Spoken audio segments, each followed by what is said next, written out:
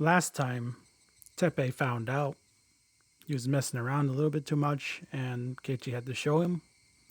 Um, Keiichi went through the process of hiding the evidence, and he realized it's a lot harder than it seems, than what he was planning it to be. On the way back from doing the deed, and going crazy, he was really lost his mind a few times in there, where he was caving to bloodlust, and he lost his reason. He eventually did gain it back, but anyways, he was exhausted by the end of it. He's coming back on the road, and then Takano was there, and she found him, and I think Keiichi realized that there was more to Takano than he thought before, because she had Tomitaka's bike in her back seat, and the entire time Keiichi was like, "I might have to kill her. I might have to kill her. I lost my chance to kill her," not realizing that. I think he realized later on that Takano was having very similar thoughts. And then in the tips, the police found or a burned body, which I think will end up being quote unquote Takano. And then they realized that Tepe, who they were keeping tabs on, didn't come back, so they realized they messed up because they were not looking out for the Hojos on the night of Watanagashi. Let's see what happens next.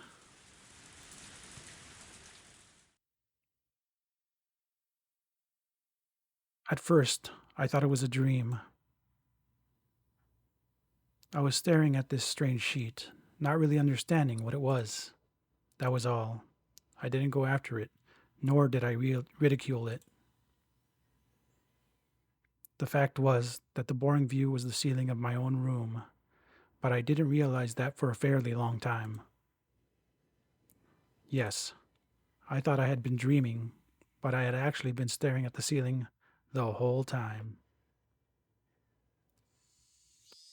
Lethargy, induced by the voices of the cicadas.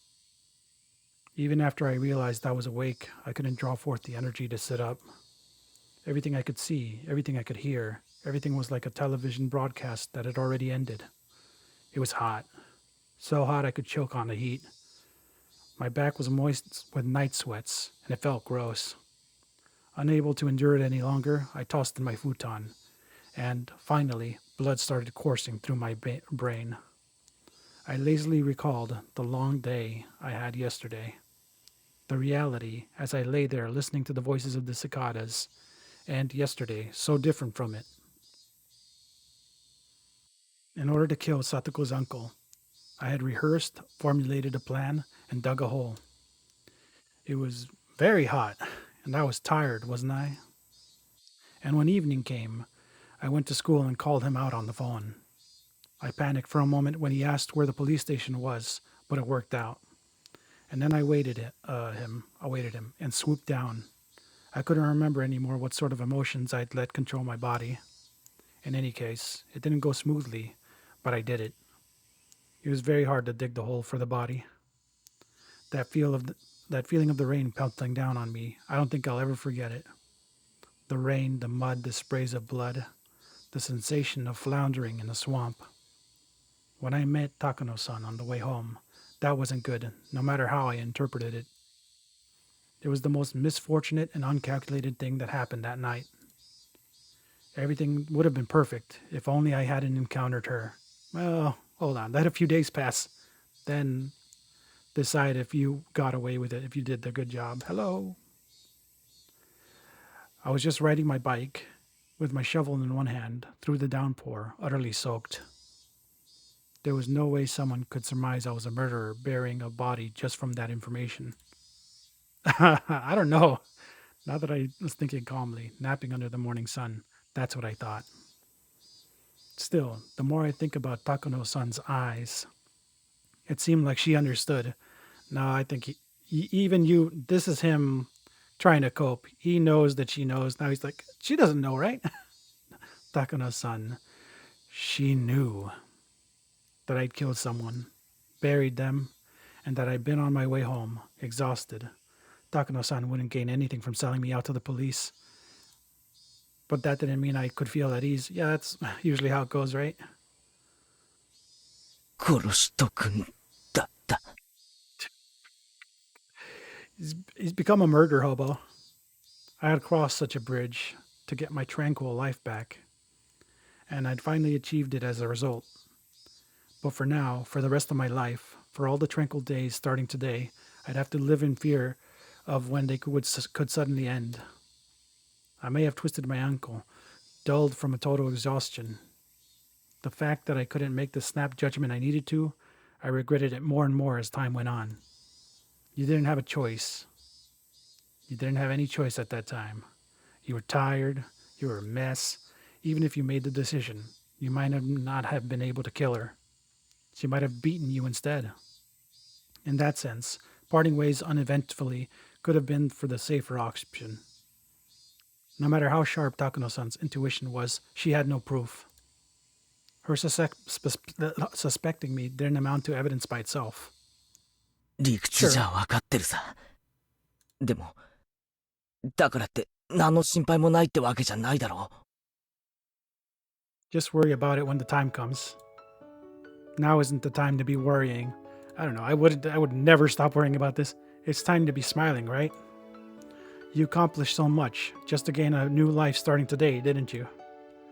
Then you should be happy at this new morning. If remembering the past is too hard for you, then just consider everything up to yesterday as having never happened. You said so yourself. You'd bury it all as if nothing ever happened. Well, your wish came true. Everything before yesterday never happened. So be happy, Keiichi. Why? I stuck my hands up lazily. It felt a little silly for me to be the one doing it. I heaved a sigh from deep in my belly. That sigh got my lungs moving.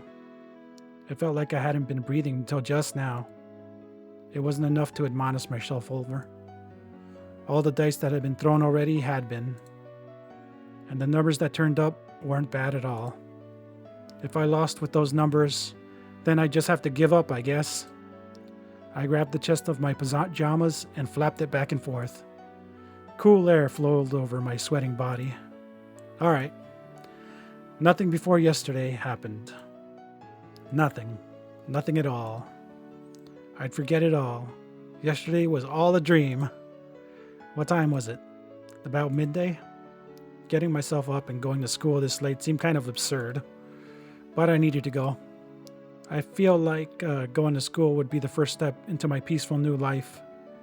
I didn't care how late it was. I'd go. I'd go to school right now and get back to the life I had retaken as soon as I could.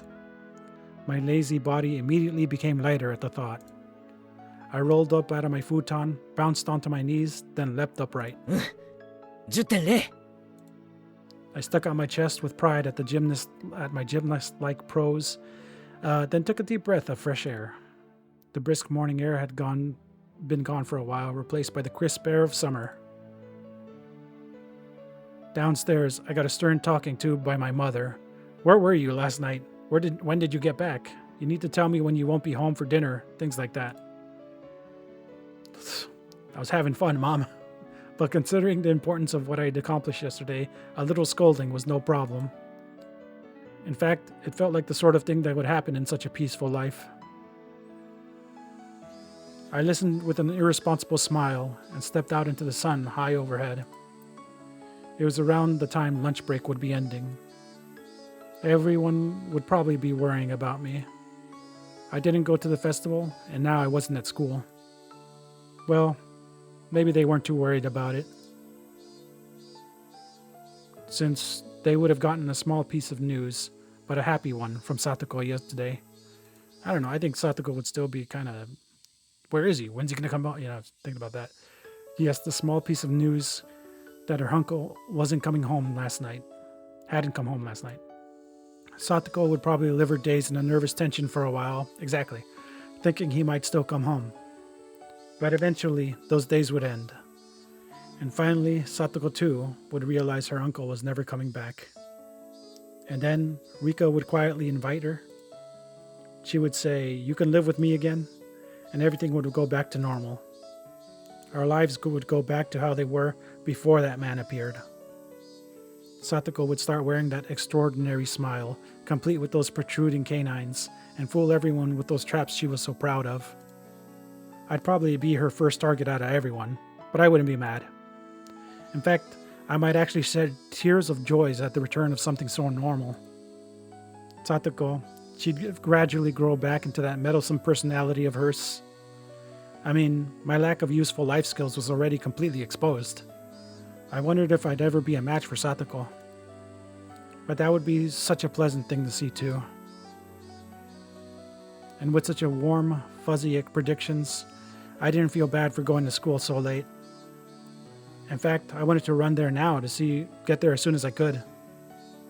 Instead, I decided to savor the peacefulness of just going to school like normal without running. The world I'd obtained for myself, that gave me joy just by walking like this. Yep, the world beginning on this very day was something I'd won. Without that monumental feat yesterday, I would have never been able to come to school so cheerfully today. The school gate came into sight. Just then, I heard the principal ringing the bell to mark the end of lunch break. Damn, you're late, bro. It was a clear, refreshing sound. I stopped despite myself and let myself take it in. Tap? I had stopped suddenly, so there was an extra footstep. What is happening? With the noise, the blessedness I was feeling throughout my whole body withdrew into any pore it could find. And as if to replace it, I felt like hundreds of hairy caterpillars were climbing up my feet. Okay, he is freaking out. I turned back, but of course, nobody was there. A single footstep could have easily been my imagination. Oh, I forgot about that part too. But my footstep felt so ominous. That extra footstep I had heard after seeing Takano-san off last night. With everything that had happened on that insane night, I didn't mean something like this for happening. I didn't mind something like this happening once. It had been a hell of a night after all. In fact, having just one hallucination was pretty fortunate. I don't know, I think even if you have one, it's pretty bad. But those footsteps could have ended with yesterday. Should have ended with yesterday. So if I heard them again today, there was really only one thing it could have meant. Last night still wasn't over. It was still going. Still. That insane night. Forever. The step I heard, just that one extra footstep, was quietly ridiculing the nonsensical notion that the world starting today was completely different from the one that ended yesterday. My classmates playing in the schoolyard all vanished inside like the tide was going out. When I approached the school, it felt like that warm fuzzy scene had ended, and it didn't feel good. At the entrance, I took a quick look in everyone's shoeboxes. Satoko Hojo, she was here. Mion was here too, and Rena, and even Rika was here. Tomita and Okamura were here. In fact, I didn't see any missing classmates. If there were shoes missing, they would have to be my own. I took my shoes off and snuck them in, then took out some slippers. There wasn't a single pair left in the shoeboxes anymore. Hmm? With that, they returned to their rightful state. Oh, I mean, with your own, okay. But as I stepped up into the wooden floor, I noticed there was just one pair of slippers left. Huh. Whose? Ojo Satoshi. Satoshi, who had never been to school since disappearing last year. Until now, we had committed the exact same type of violence. But I guess in the very end, it went differently. There's a lot of ellipses in this story. You couldn't make it to school, but here I am. I didn't repeat the same mistake you'd made. I wasn't about to let myself feel superior about that. You really like feeling superior to Satoshi, though. It's one of the things you really like. In fact, I felt an odd sense of familiarity with him.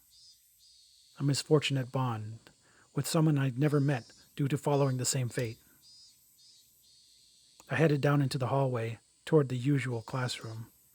It felt like it had been a whole year since coming here. Hey, did you forget, Keiichi? Satoshi Hojo didn't really disappear on the night of Watanagashi, did he? Satoshi Hojo disappeared a few days later, on Satoko's birthday, if I was right. I didn't know what day it was, but I couldn't say for sure that I had avoided Satoshi's failure unless I remained here past that day. I was still living in the night of insanity. The teacher still hadn't come to the classroom. The other door clattered open, and the one the teacher wouldn't use, so everyone turned at once to see who had arrived. Everyone looked pretty vacant. Suppose I'll greet them. おはよう諸君。出迎えご苦労であるぞよ。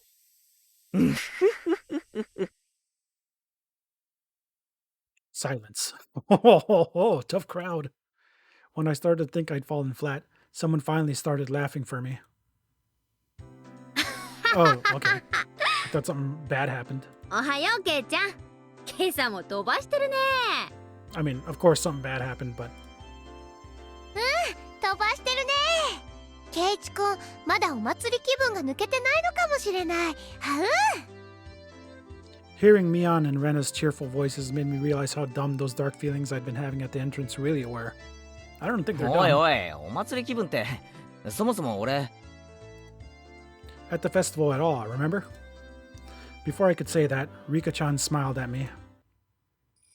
ケイチはちゃんと僕の演舞見ててくれましたですか？ I fell asleep in the woods. ちゃんと見てたよ。あんなにいっぱい拍手してくれてたのに、リカちゃん気づかなかったのかな？ケイちゃんにシオンのやつがちょっかい出してきたのを無視してね。はははは。シオン、ざまあなかった。ああ、いい気分。I forgot about the American Psycho. Okay, I forgot about this part. Mion starts laughing at the memory as she slaps me a few times on the back. それで、あの射的屋の対決って結局どうなったんですか？ Amita was facing me and talking. There was nobody behind me. That meant he was talking to me? あれは結局、富武がビリだったのですよ。Just erase that last word. みんなで楽しく罰ゲームをしましたです。リカちゃんも実質ビリみたいなもんだったじゃない。あそこで起死回生の大技でガムをゲットとは、さすがは我が部の部員。見事だったよ。Crying at a time like that is a feat only Furuta would be allowed to do, said Okamura, breathing heavily from his nose. In my direction. Everyone laughed. If everyone but Rika-chan had done it, it would have been against the rules. Rika-chan gave me one of her nipa smile as she... Oh, I didn't really want... Oh, God damn it. I'll erase it. I'll cut that part out. As she listened to it. In my direction. Rena too turned to me. No, turns towards me. And then, with a somewhat embarrassed smile, she whispered to me so only I could hear. でも、本当にありがとね、ケイチくん。もう、何がだよ。あのでっかいぬいぐるみ、すっごく嬉しかった。大事に枕元に置いてるんだよ。ちゃんと寝る前にお休みのキスしちゃった。I forgot how bad it was. This part was for Keiichi. The class laughed at that, cheering and jeering. This whole time, the conversation had been a little off. I wasn't quite getting it. ぬいぐるみが、どうしたって？どうしたって、ほら、昨日のお祭りでみんなで頑張って落としたよ。でっかいぬいぐるみ。でっかいぬいぐるみ。That emphasis. While staring at you like this. Rena seemed taken aback, but when she answered, she did it with a smile. Remember? なかなか倒せないから額を狙ったり素早く何発も撃ったりしていろいろと試したんだよね。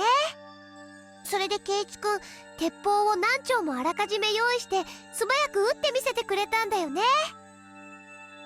かっこよかった。はう。 Wait, who was this? あの後の飲み会でさ、町内会の会長連中にもケイちゃんの評判すごく良かったんだよ。ケイちゃんの売り工場に惚れたって騒いでたのは子供会の君吉徳蔵会長だったかな。次の祭りではぜひケイちゃんに何店舗か任せたいって言ってた。徳蔵はお祭りの実行委員会の模擬店部長さんなのです。 Maibara-san is great at making things sound good, isn't he? Yep, whenever he starts talking about something, it seems better than it actually is. Ah ha ha, you can't say that. Ah ha ha ha. 圭一くんって売り子さんの才能があるんだね。 And now this is making me go crazy. What part is real? Because that did happen in an earlier chapter. Now I'm like, wait, when did crap. Crap, what's きっ real? とバナナの叩き売りとかやったら上手だと思うよ。さっきから何の話だよ。だいたい俺 Didn't go to the festival in the first place. I swallowed those words. I didn't know exactly why, but in Hinamizawa, this is what happened. Yesterday, during the Watanagashi festival, Keiichi Maibara had appeared, and he had romped it out about with the usual members of his club. He made a big scene at a few of the stalls, snatched a few sticks of takoyaki and okonomiyaki, that's a hard word, in his glee, rating each of them as delicious or terrible to get everyone excited. And they'd seen a gigantic stuffed animal at the target practice game, and everyone went after it. And then I got a whole bunch of the cork guns, firing them in rapid succession, throwing each one away after using it. And admirably, I shot down the biggest stuffed animal there. And then I gave the stuffed animal, the proof of my victory, to Rena as a gift. I think that happened in chapter 1. Then, after our fun came to a close as we had to go see Rika's offertory dance. Offertory? There was a ton of people squeezed in there, and we all got separated, but we managed to get into a few positions, good positions, to cheer Rika on from. Then in the middle, when Shion came up and asked me to go hang out with her instead of watching the dedication dance, that was the second chapter. I refused. That didn't happen though, and stayed put, watching the dance until the very end. I bet he wished he did that the second time. But who? Who was that? Well, everyone's been saying it, haven't they? Keiichi Maibara. I had an urge to yell in anger at my classmates for having so much fun talking about the festival yesterday with Keiichi Maibara. What the hell are you guys even talking about? Far stronger than that feeling, though, was the sheer uncanny nature of this reality I couldn't understand. A Keiichi Maibara who wasn't me was in Hinamizawa yesterday. As I threw away my humanity, turned into a demon, and was busy beating Satoko's uncle to death, I was having a great time at the festivals last night. What the hell? I had to suffer through so much, desperately holding back tears, getting so worn out in that downpour. Digging holes, chasing, beating, killing, dragging, and burying. Who is this Keiichi Maibara who ignored me so and spent such a fun, carefree time at the festival, damn it? Who the hell stood in for me as I put my life on the line, working so hard to achieve this treasure-like everyday life? If there was another Keiichi Maibara beside me, then what was I? And the night of Watanagashi, where one died and one disappeared, in accordance with Oyashiro Kasama's curse, there was only one demon who had killed someone. Dumbfounded, as I succumbed to a horrifying possibility, I looked around at my classmates to make sure there was nobody extra I didn't recognize among them, to make sure I wasn't among them. He is really messed up. He's in a state of wild delusion right now. It was a horrifying thought. Isn't that crazy? That's insane. Like, if you're starting to go crazy and you know you're going crazy, that the real Keiichi Maibara hadn't overslept and had come to school on time. And that I, who was no longer Keiichi Maibara, had just waltzed in here. But no matter how much I checked, the only people here were the ones I knew. The man I met every time I looked in the bathroom mirror was not here. はい、午後の授業を始めますよ。皆さん席に戻ってください。委員長、号令。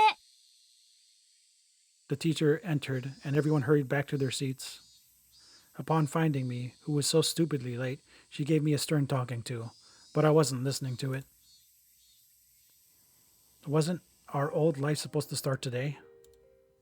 Something wasn't right. It was just strange. I was supposed to go back to my old, fun life after yesterday. I had set foot in an incomparably mysterious world that was completely different from both my old life and my recent one. Yes, this was without a doubt a different world than the one I'd been living in until now. There was no way such an absurd thing could be possible. But unless it was true, I couldn't explain anything that had just happened. In this classroom, I was surrounded by so many faces I knew, and yet I felt isolated. The cicadas sounded no different than they had before now, but they seemed somehow false. The air was parched and dry too, making me think, was the air in Hinamizawa always this uncomfortable?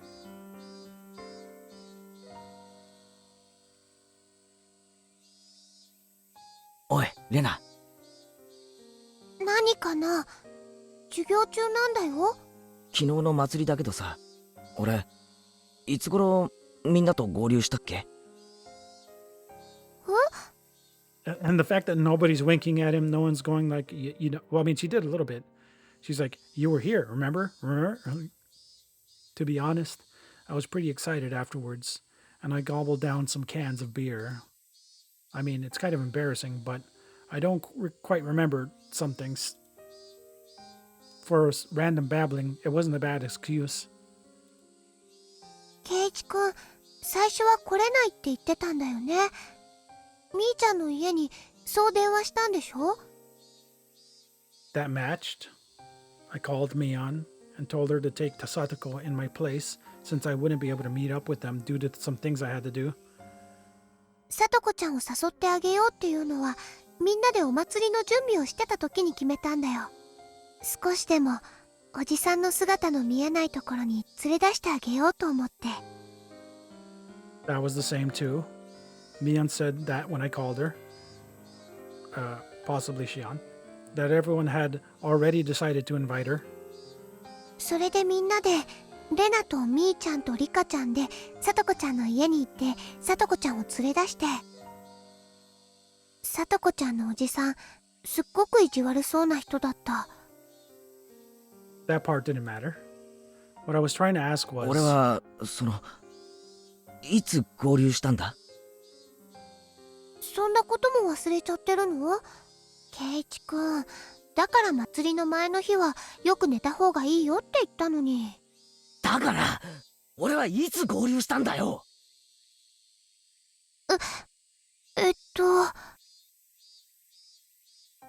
At my sudden, threatening demand, Rena was at a loss for words. Oops, I shouldn't have rushed that. I told her I was sorry. 境内でだよ。ひょっこりと。リカちゃんと話してたじゃない。うん。巫女さん姿のリカちゃんと楽しそうに話してた。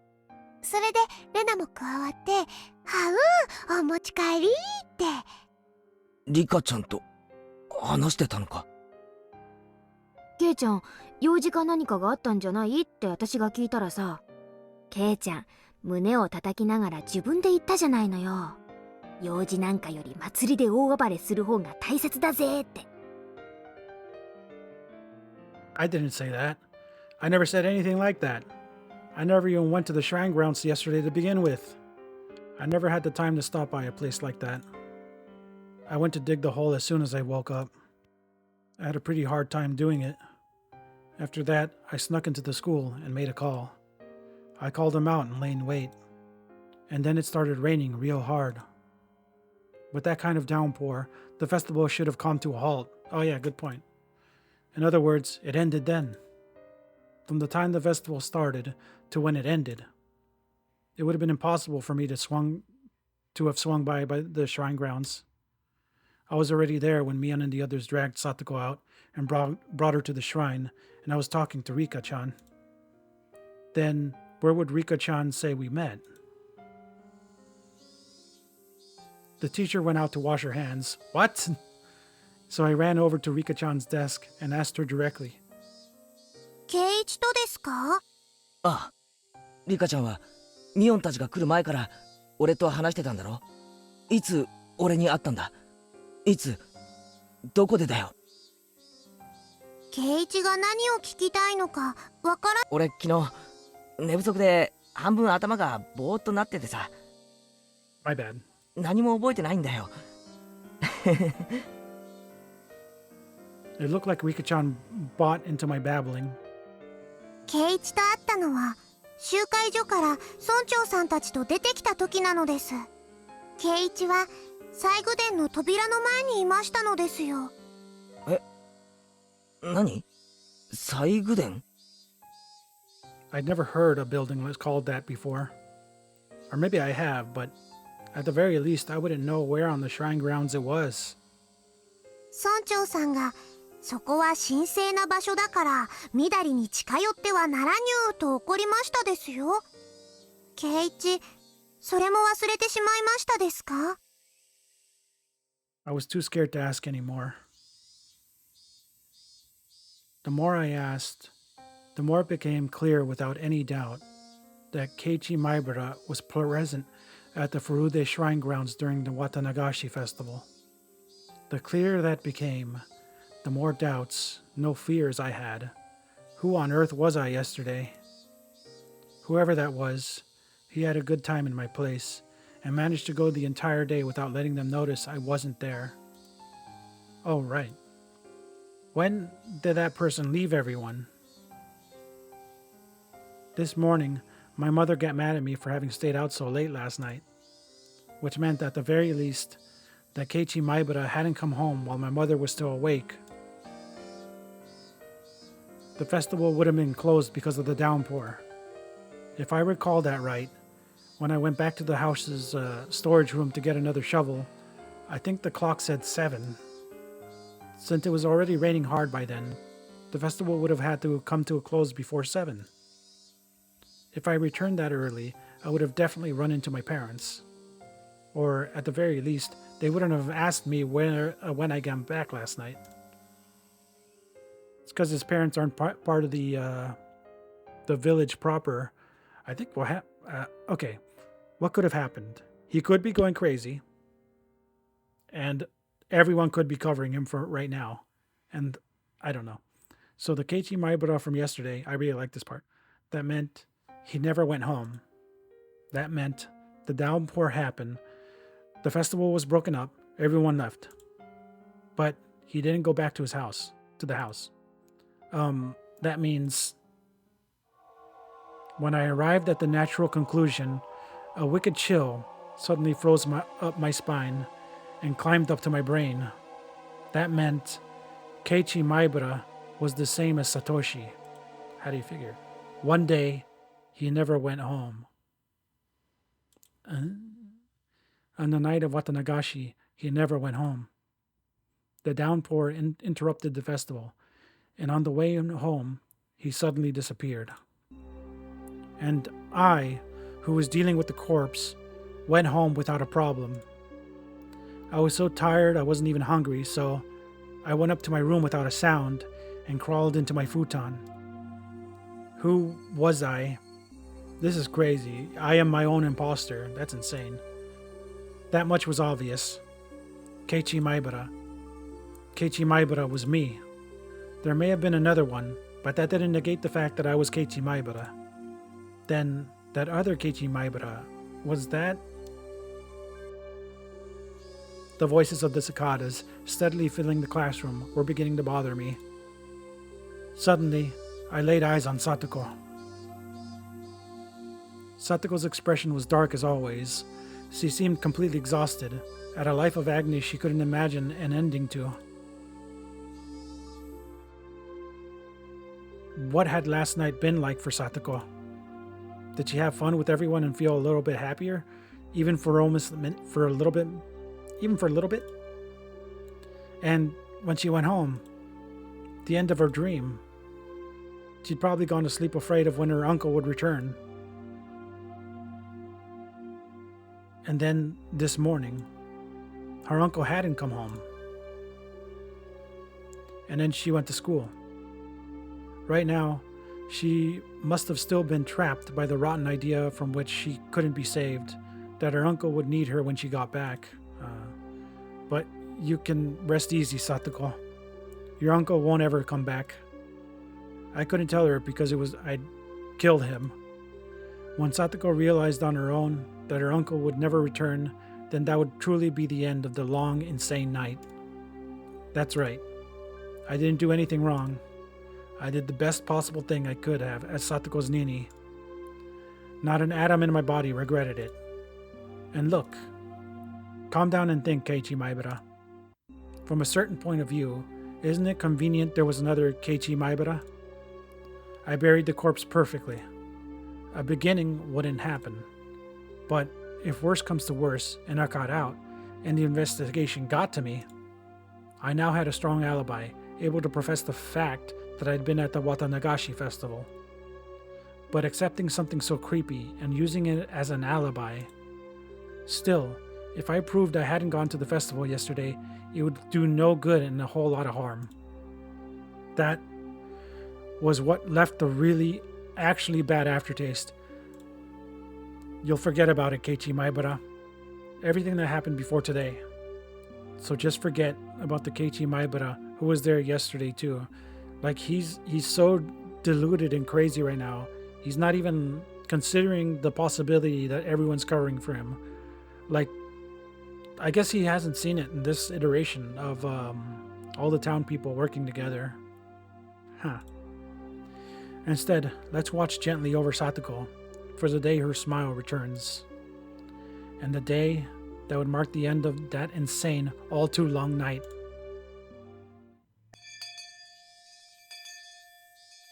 I wonder if Ryokishi watched American Psycho. That would have came out at the end of the 90s. This was written sometime after that, I think. 皆さん、寄り道をしないでちゃんとお家へ帰るんですよ。委員長、号令。起立。気をつけ。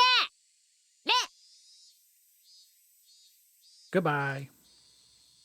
I thought about many things, and saw my thoughts dispersed by many other things. I didn't know whether or not that time had been spent worrying or daydreaming, but either way, it came to an end along with the class. Cheerfully, our classmates got their things and ran for the hallway. Mion, Rena, and Rika were packing up as well. What about Satoko? This whole day, she seemed deflated. Well, her uncle may not have returned last night, but she wouldn't have known he'd never return. How much I wanted to express that fact to her. Satoko packed up her pencil box and math workbook messily, and after a dark glance at the clock, heaved a sigh. Then went to leave the classroom. Then, suddenly, somebody placed a hand on her shoulder and stopped her. 何ですの？私、ちゃんと水やり当番もやりましたし、プリントだってちゃんと。 Her words, possessed by the persecution complex, hurt. Yeah, this is what she has. I don't know anything about psychology, but without even knowing what this term means, I think this is what she has. I spoke loudly so everyone could hear. なあみんな、あのさ、今日は久しぶりにやらないか、部活。 Satoko always had to tend to her uncle, so club had been on hiatus. In our minds, our club was proof of a calm, peaceful life. By enjoying being together, I wanted to make Satoko realize her days of darkness were over. レナは、よ。みそりゃまあ私は構わないけど、聡子がいいならね。 Under a condition. That was important. With everything up to her, Satoko gave a worried look. なあサトコ、久々にどうだよ。パーッとさ。そのお気持ちは嬉しいでございますけど。My uncle might already be home. Thus spoke her darkened eyes, her mouth unmoving. サトコもさ、連日息が詰まるような生活をずーっと続けててさ、そんなのは心にも体にも悪いだけだぜ。やっぱりたまにはパーッと弾けなきゃな。放っておいてくださいまし。私だってそりゃ部活がまたやれたらと思っていますわよ。 With one word, but, she looked み down. んなで遊んだ方が楽しいのはサトコだってよく知ってるだろ。俺たちは仲間だぜ。みんなで一緒に過ごすようにできてるんだよ。サトコだって昨日みんなでお祭りで騒いで楽しかったろ。 Yeah, but I think she's not going to be able to enjoy herself if she thinks her uncle's there. Like, you should have let her go home and... I don't know. Rena nearly said something, but she was too late. ケイチさん、何を言ってますの？ My arm on her shoulder seemed to weigh her down, and she threw it off. 私がお祭りで楽しく、いつ遊んだって言うんですの？楽しく遊んだのはケイチさんだけじゃありませんの。 What's this mean? Uh. I looked over to Mion for help, but now everyone was looking down. Yeah, she wouldn't have even been able to enjoy herself at the festival if she thought her uncle was gonna do something when she got home. My instincts told me that Satoko hadn't gone to the festival. Oh, or that. But Rena said it herself. That she went with Mion to Satoko's house to invite her. Yeah, okay. I am getting confused here. さとこちゃん、途中で帰っちゃったの。神社には行かなかった。Okay. どうして？ I realized the absurdity of what I just said to Satoko in front of me. おじが家で待ってるのに一人だけ遊んでると悪いって言って、神社の直前で。私たちも引き止めたんだよ。今日はおじさん公認だからちゃんと遊んでも怒られないんだよって。 At some point, tears began welling up in Satoko's eyes. Satoko was so afraid of her uncle that she couldn't even allow herself time with her friends and went home. No, she was even afraid of letting herself have good time with her friends. ケイチさんはいいですわね。みんなで楽しくお祭り一夜を過ごせて。聞けば大層盛り上がって大活躍だったそうじゃないですの。お羨ましいことですわ。 It's very hard to ascertain what actually happened because Keiichi's an unreliable narrator, even more unreliable right now because he's freaking out and he's under some delusions one way or the other about what happened. Either right now he's deluding himself into thinking there's another Keiichi Maibara. That didn't happen. I think. No, that didn't happen. This game's confusing me. Yeah. He killed him. Everyone's covering it for him. That's what's happening. I think. But it's hard to say for sure that's what happened because he's not in the right mind space. Smiling to herself, her tears began to fall. 私には養わなければならない叔父がいますの。ケイチさんみたいにご両親にのんびり養ってもらってる人とはわけが違いますですのよ。サトコ。楽しくお祭りが過ごせてよかったですわね。私の分まで楽しく過ごせて本当におよろしかったですこと。私だって部活がしたいですわ。みんなで楽しく大騒ぎして楽しくて。でも今の私そんなの You should have gave her one day. Unable to withstand such violent emotion, a few teardrops slid down her cheek. But even though she was having a terrible time, Not once did she ever say that it was hard for her. Wait a minute. What if he's deluding himself and thinking he didn't kill her and he is actually waiting at her? Okay, I'm so confused about what's happening. It's written so well. It was such a sad, obstinate bravery. But the days when Satoko had to feel like that were over. Satoko didn't need to endure it, to bear with it anymore. She could forget about all about that and smile. I was frustrated at not being able to tell her that directly. Instead, I said something that I'm not sure I should have said before, before I thought twice about it. 帰ってこないんだろあいつは。 Did he? The words were deeply meaningful to me, but I didn't know if Satoko understood them. 帰ってこないって誰がですの？ゆうべは帰らなかったんだろ Now it's hard to figure out what's actually happening. お前のお家は。何を言ってますの圭一さんは。Satoko shouted with all her might. あいつがいついなくなったって言うんですの？いつ？落ち着けよ。だって昨日あいつは帰ってこなかったろ。圭一さんが何を言ってるのか全然わかりませんでしたよ。さとここそ何を言ってんだよ。だってあの男は。 I killed him. Killed him yesterday. Killed him for sure. And I buried him. Buried him whole. He could never have returned to his house.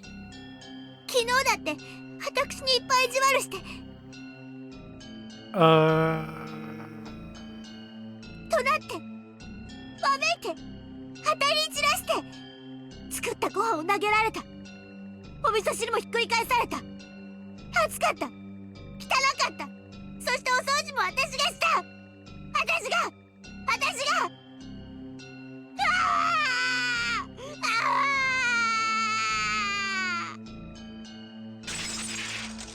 What? Our stories weren't matching up. あいついる。今朝だって朝ごはんの時起こせって言われたから起こしたのに怒られた。起こさなかったらまた怒るように起こしても怒られた。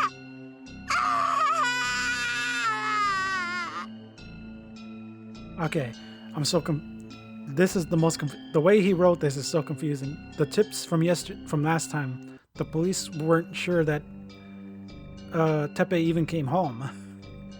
さとこ。 Rika went over to Satoko and said a few words of consolation. But Satoko angrily refused those words and thrust Rika-chan away. ニーニー早く帰ってきてよ。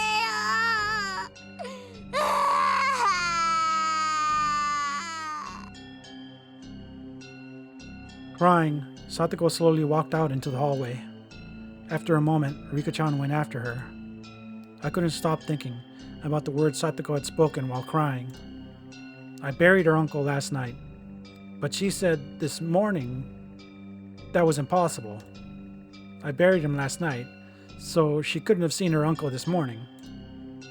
What was Satoko? At that point, I heard Mion's cold voice. Keiichi's head is gonna explode. ねえケイちゃん、さとこのおじさんが帰ってこないって何？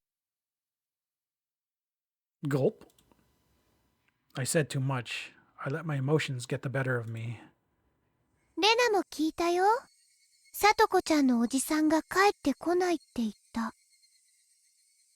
どうして？なんで帰ってこないの？おかしいよね。だって今朝もちゃんとさとこちゃんのおじさんはいるんだよ。Why is she saying it like? Even if it's true, why was she saying it like this? なのになんで帰ってこないなんて言うのかな。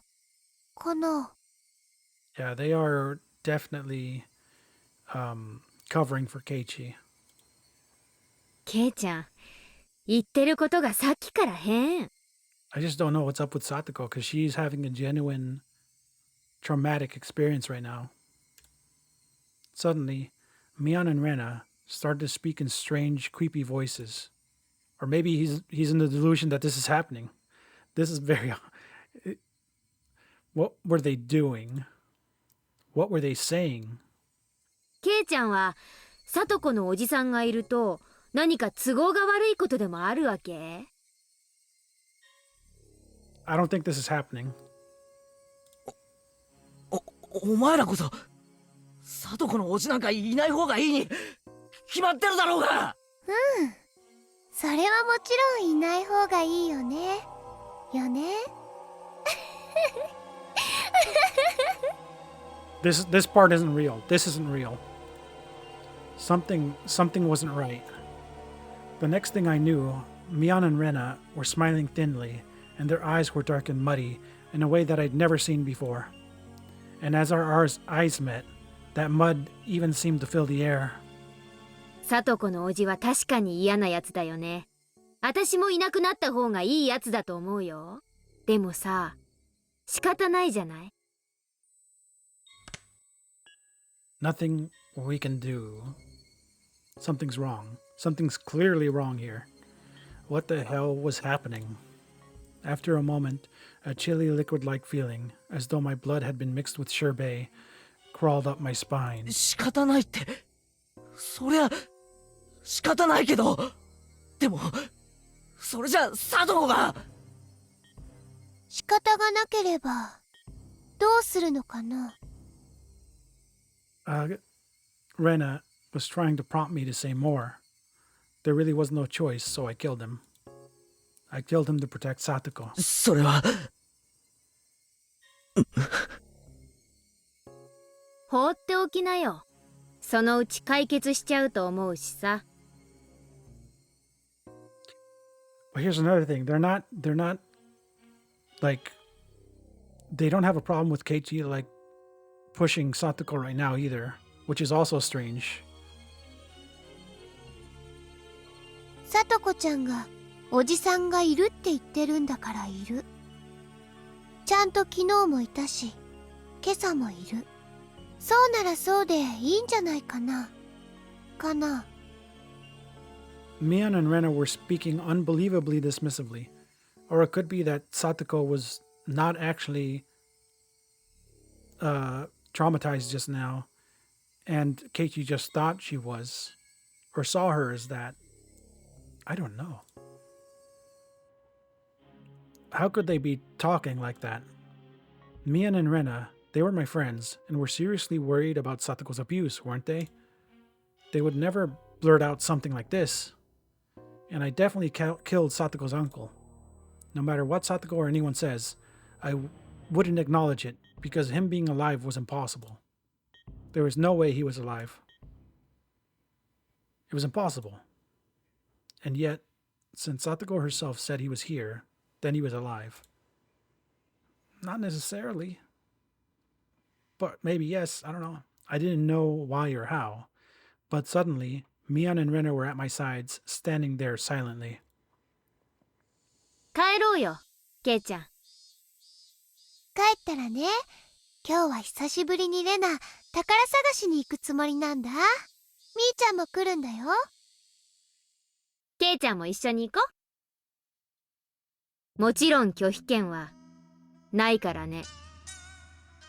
That could be said playfully, and Keiichi is just interpreting it as like a threat or something. If words could freeze blood, then there was no doubt that they would have frozen me solid. I could hear it, a strange sound like a layer of thin ice spreading, emanating from every joint in my body. And with them closely at my sides, we left the school as if they were the police officers taking me away. They talked about silly things the entire way home, like they always did, but they always stood at my sides as if to prevent me from escaping. This was strange. Everything about this day was strange. Actually, it had been strange ever since the previous night. Yes, thinking back, it had been strange ever since killing Satoko's uncle. That creepy meeting with Takano-san was only the beginning. That insane night was still continuing. Yes, it still hadn't ended. 何？どうしたのケイちゃん。急に立ち止まったりして。ごめん。なんでもないよ。When I stopped, it was distant, but I definitely heard them. An extra set of footsteps. That was proof. This is proof that he's seeing his perception is not reality. Proof that insane night had not ended. Mion left where she usually did, and we finally came to my house. じゃあね、ケイチくん。お家で待っててね。レナ、すぐに迎えに行くから。What was it? She was inviting me along on one of her oversized garbage treasure hunts at the dam site, right? But why now? Mion came along with coming along was strange too. Mion may have accepted Rena's little hobby, but she hated fishing through garbage, so she never came with her before. And the location specifically being the dam site was a little creepy. The dam construction site was completely outside the flow of everyday life. It was so remote that no one ever went there unless they thought to in particular. Nobody lived there. There were no lights, so at night it got dark very quickly. I was being forcibly invited there. There was no reason I had to fear Rena and Mion. Besides, wouldn't the trouble I'd make by refusing them be a pain to deal with? And that way, it didn't seem like going treasure hunting with them was such a bad idea. But that insane night was continuing. Haven't the sirens of instinct been wailing in my mind for a while now? Warning me that Rena and Mion were strange. That I needed to be cautious. The warning sirens were so freaking loud it felt like my head would split in two. Yeah. あ、レナ、俺、実はちょっと、用事があるんだ。用事？何の？ Cartoons? なんのって、用事だよ、用事。用事なら、なんでみーちゃんがいるうちに言ってくれなかったの？みーちゃんとはダム現場で待ち合わせって言って別れちゃった後なのに。Rena was smiling, but her words made her discomfort clear. ごめん。ちょっと、言い出すタイミングを逃しちゃって。本当に？ You're lying, aren't you? You just made that up now, you liar. That's what Rena's eyes said to me. 俺、頭が痛いんだ。風邪かもしれない。だから、病院に行って、薬をもらってきたいんだよ。本当に？ That really wasn't a lie. My head did hurt a little bit, so I wasn't lying. Rena couldn't figure out if my head hurt or not, just by looking at it. We're gonna have to open up your head to see. なら仕方ないね。After staring me in the eyes for a few moments, she fired a sharp, needle-like stare at me. The tension in my body loosened, and I felt like my knees might buckle. 診療所に行くなら早く行った方がいいと思うよ。あそこたまに早く閉まるから。ありがとう。そうするよ。必ず行くんだよ、病院。行くよ。本当に行くんだよ。行く。It seemed like Rena had realized that I was going to refuse her invitation for a while now. With how seriously she looks, she might actually call the clinic later to make sure I went. I couldn't say anything careless. Lying about getting checked out was just an excuse to decline her request in the first place. It didn't matter whether I actually went. あ、ちゃんと行くよ。なんなら明日、病院のレシートを持って行ってもいい。それいいね。必ずもらっておいてね。Bring the receipts. レナ、明日見るから。Another tingle started crawling up my back. There was no ignoring it. Rena and Mian must have been monitoring my movements. That wasn't normal. Far from it. All of it was insane. I did what I did because I wanted my peaceful life back. But what on earth was all this? It wasn't far from peaceful. Or it was far from peaceful. Something had gone mad, leaving the world out of order. With the other Keiichi Maibara. With those creepy footsteps I'd been hearing. With Rena and Mion acting so curious. And above all, with him being alive. Where was I? Hinamazawa Village, Shishibone. I knew that much. Was this really the Hinamazawa I knew? おい、前原圭一。ここは、どこなんだ I asked, whipping around before the front door, to face the one who had been following in my wake all day. Nobody would have been there, of course. Keiichi Maibara, huh? That's what I just called him. Called the one who had been trailing behind me this whole time. That shadowy presence, always clinging to me, like it was constantly watching for the opportunity to change places. Footsteps always following me was another impossibility. It couldn't have been a ghost, so it was just impossible. So the strangeness must have been my ears, my head, or Hinamazawa. Everything I could see was the exact same Hinamazawa I knew so well, and that gave me the creeps. Eventually, I decided to actually go to the clinic. I really didn't want to go outside, but a stronger feeling than that desire was the fear that Rena might actually be keeping an eye on me to see if I went to the hospital. But before I went to the clinic, there was something I wanted to make sure of. It was at the school. I pretended I'd forgotten something and went back to the classroom to pick it up. As soon as the thought crossed my mind, I was overwhelmed by paranoia. Did this happen in Paranoia Agent too? I think something like this did happen in that movie, that show Paranoia Agent. I was just going to the classroom, but I hated it so much, having to be so careful to fake it. After carefully verifying once more that nobody was watching, I went over to the locker. Yes, Satoshi's locker.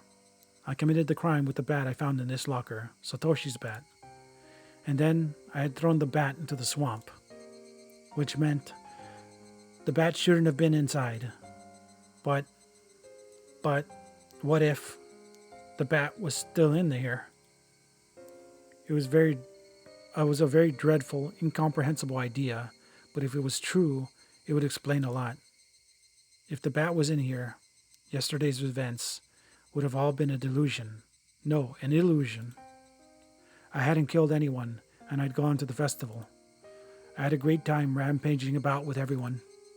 It would prove that Keiichi Maibara was really me. Proof that I was under some kind of strange assumption that I had killed Satoko's uncle. Proof that it had all been a wild fantasy.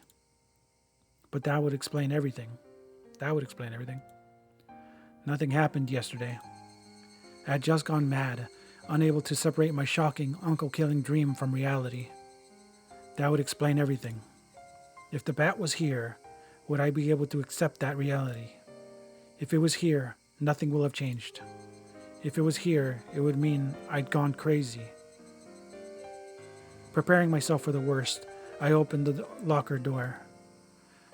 I was actually scared of opening it slowly, so I threw it open with a bang. And just like the first time, the choking scent of smell and sweat, like a stale towel, came flowing out.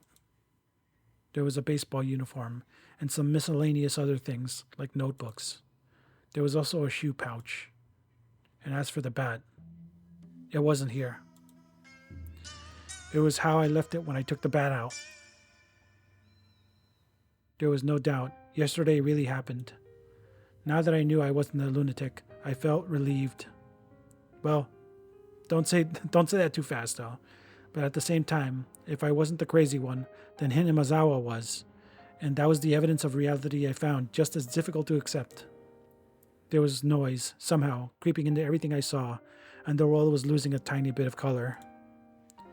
So, what did I know about last night now? Now that I'd made sure the bat wasn't there, didn't need to be here anymore. Shall I go? For real, to the hospital? It was my first time going to the hospital, but from what I'd heard, it wasn't far from school. My mom told me where it was. A big, easy-to-see road went straight there. I went past the shopping district, made a turn. It wasn't overly hard to spot the sign with Irie Clinic written on it. There was one other person, an older man, there in an air-conditioned waiting room.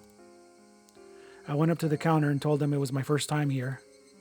The man behind the counter glanced at the clock and said there would be a short wait. It was almost 5. Clinic hours would be ending soon. As I sat in an unfamiliar waiting room, isolated from everyone, and let myself feel the cool air, I actually felt relieved. What should I tell the doctor when he comes? I could tell him I had a cold, but I was the very picture of health. Actually, I wanted him to check my head. I wanted something to confirm for me whether or not I was really sane. 前原圭一さん、診察室へお入りください。 Huh? The voice from the other side of the examination curtain. I thought I'd heard it somewhere before. こんにちは。ここでお会いするのは初めてですね。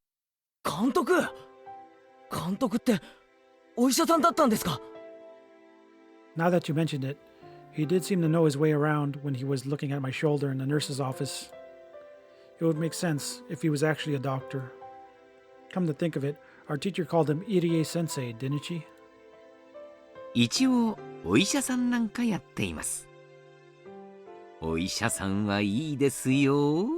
若いすべすべなお肌を見放題の触り放題。Can we not do this? 怪しいお注射で自由を奪って私だけの専属メイドに。ありがとうございました。今のを見てただけで風邪が治りました。失礼します。ペコリ。Bye. Yeah, I wouldn't want to be seen by this guy either. 前原さん。I'll find another doctor. 冗談です。Don't like your jokes. さ座って診察させてください。聴診器を当てますから前原さんのすべすべのお胸を見せてください。I'm gonna punch someone with glasses right now. For some reason, I felt really relieved. This makes you feel relief? After that insane night, as much as I saw everything had gone crazy, Coach was here doing the same thing he always did. I was very happy for that. No. 風邪ではないようですね。むしろ全身の擦り傷や切り傷の方が痛々しいくらいです。ひょっとして半袖半ズボンで藪の中に入って遊びましたか？切り傷から破傷風菌が入った可能性もないとは言えませんし。As I was chasing that man last night, I kept getting scraped by bits of trees. I didn't realize I had so many cuts. 昨日のお祭りではしゃぎすぎましたね。若いというのはいいことです。And once again, I apparently went to the festival. 監督も行ったんですよね、お祭り。Okay, this is going to be strange if he also covers for us. ええ、もちろんですよ。私こう見えても綿流しの実行委員会の役員ですからね。俺に会いましたか？ The important part. This coach was the same coach that I'd always known, and I felt like I could trust him more than my weird friends, so I asked. 実は私、本部テントでずっと会長さんたちとお酒を飲んでたんで、全然お祭りは見て回ってないんですよ。Okay. 前原さんには会ってないと思います。そうですか。変わった質問をしましたね。ひょっとして今日寝不足ですか？ That's ambiguous. What actually happened? If he told us that he did see us, then we could. I'd still have doubts. いけませんよ。成長期はよく食べよく寝て育つんですから。Coach let out a laugh. He didn't laugh in an unnatural way like Mion and Rena did. Coach was okay. No, he wasn't. He was the coach from the world I knew. He wasn't someone from this abnormal world. こんな話、きっと変だと思うんですけど、笑わないで聞いてほしいんです。ええ、どうぞ。思春期のシャイな悩み、大いに歓迎ですよ。俺と、瓜二つな人間がいる、なんて、ありえますか？ Imagine you're having like doubts and worries, and then you have to come to this guy. It's a horror story. Coach hadn't expected that question at all and couldn't say anything for a moment. But then he smiled calmly and quietly answered. 迷信ですが、世界には自分と全く同じ顔をした人があと2人いるなんて話を聞いたことがありますね。Identical strangers? いるならぜひお会いしてみたいものですが。あと、おとぎ話にも自分の分身が登場する話がいろいろありますよ。ドイツのおとぎ話に出てくるドッペルのお化けなどは有名です。ドッペルのお化け？ええ、自分の姿に瓜二つなんだそうです。不幸の前触れなんだそうで、これに遭ってしまうと近いうちに死んでしまうみたいな話らしいですよ。When you meet them, you're sure to die soon. The story ended directly in death, plain and simple, and it made my spine tingle. Coach wasn't saying it to scare me, though. He was just offering a casual anecdote, and that made me feel all the more real. そのお化けが、ひなみ沢に出る、なんて話はありますか？ええさて、どうでしょう。Coach must have thought he was being teased, so he laughed in an exaggerated way. But when I didn't smile along with him, his laughter steadily grew fainter. すみません。ちょっと真面目な話のつもりだったんで。いえ、こっちこそ笑ってすみませんでした。何か気になることでもおありですか？ I wondered if I should tell him. Then, after resolving myself one final time, I slowly spoke. 俺、昨日はお祭りに行っていないんです。そうでしたか。お祭りは来年もあります。その時また。そうじゃなくて、俺は祭りに行っていないのに、みんなが言うには、俺は祭りにいたらしいんですよ。こんなことってあるんですか？After blinking his eyes in amazement, Coach thought seriously about what I was trying to say, and when he answered, choosing his words carefully. お話を整理しますね。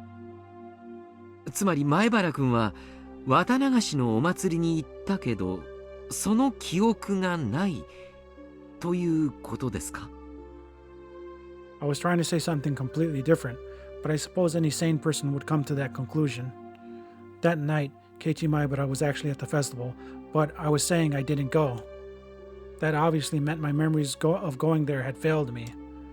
But that was absolutely impossible.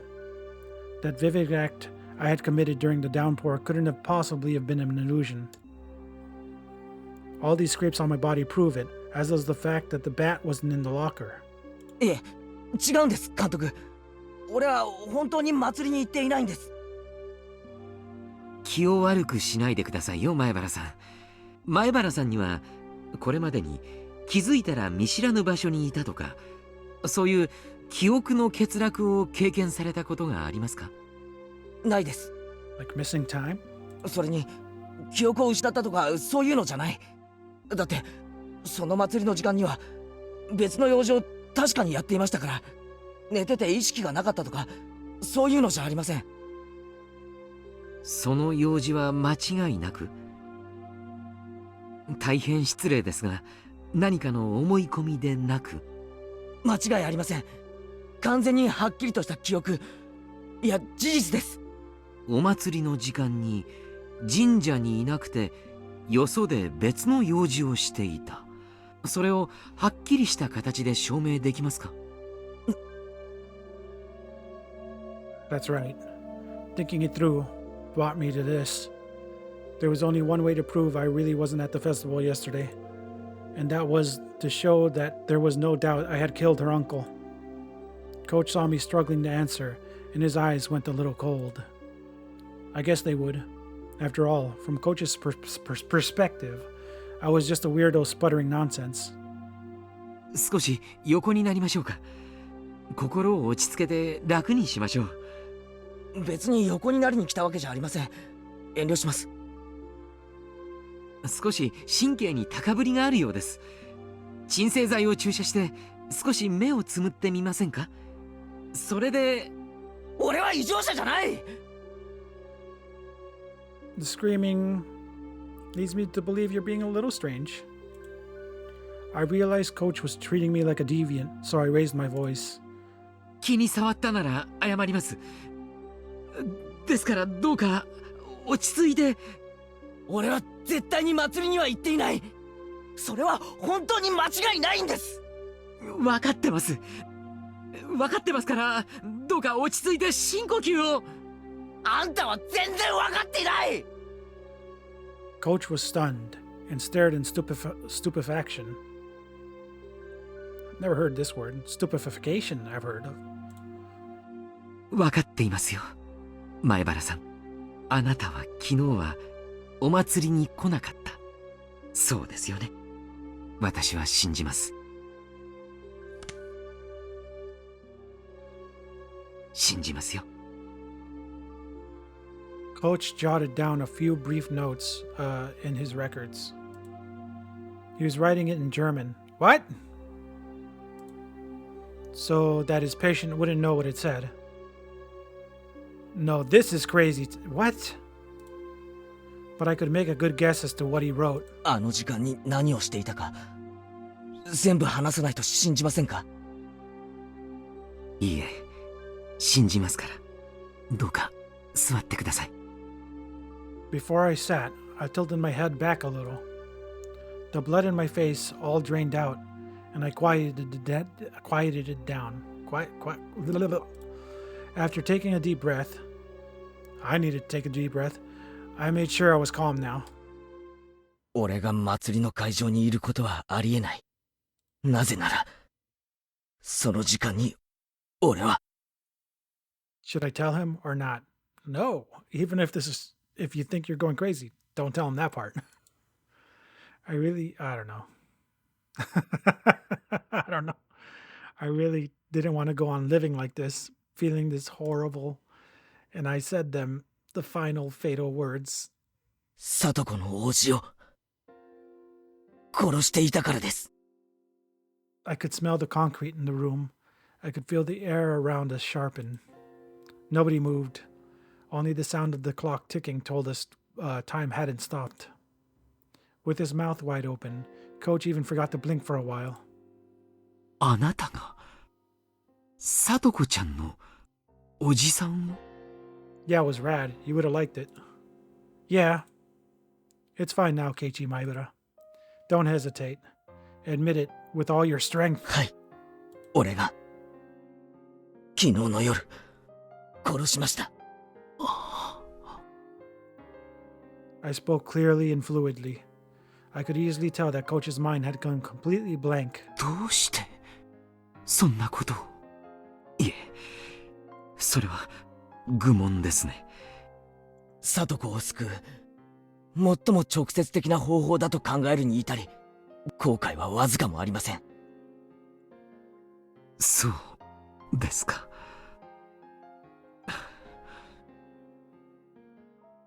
Coach smiled thinly and nodded a bit. だから俺は祭りの会場にいるわけがないんです。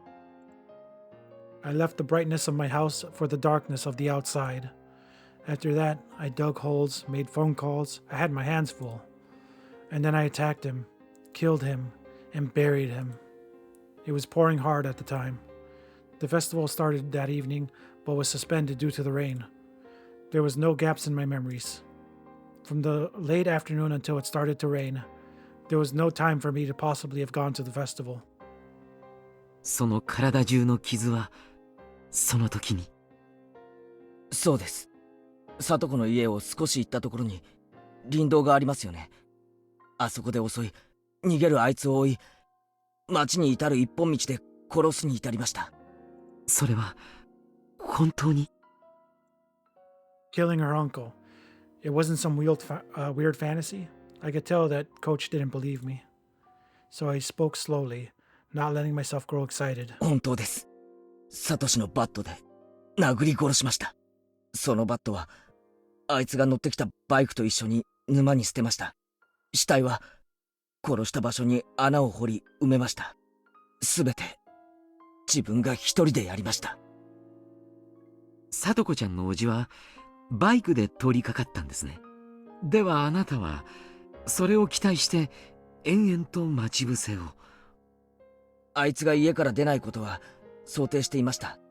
だから電話で適当な嘘を喋ってあいつが出かけるように仕向けました。電話で呼び出した。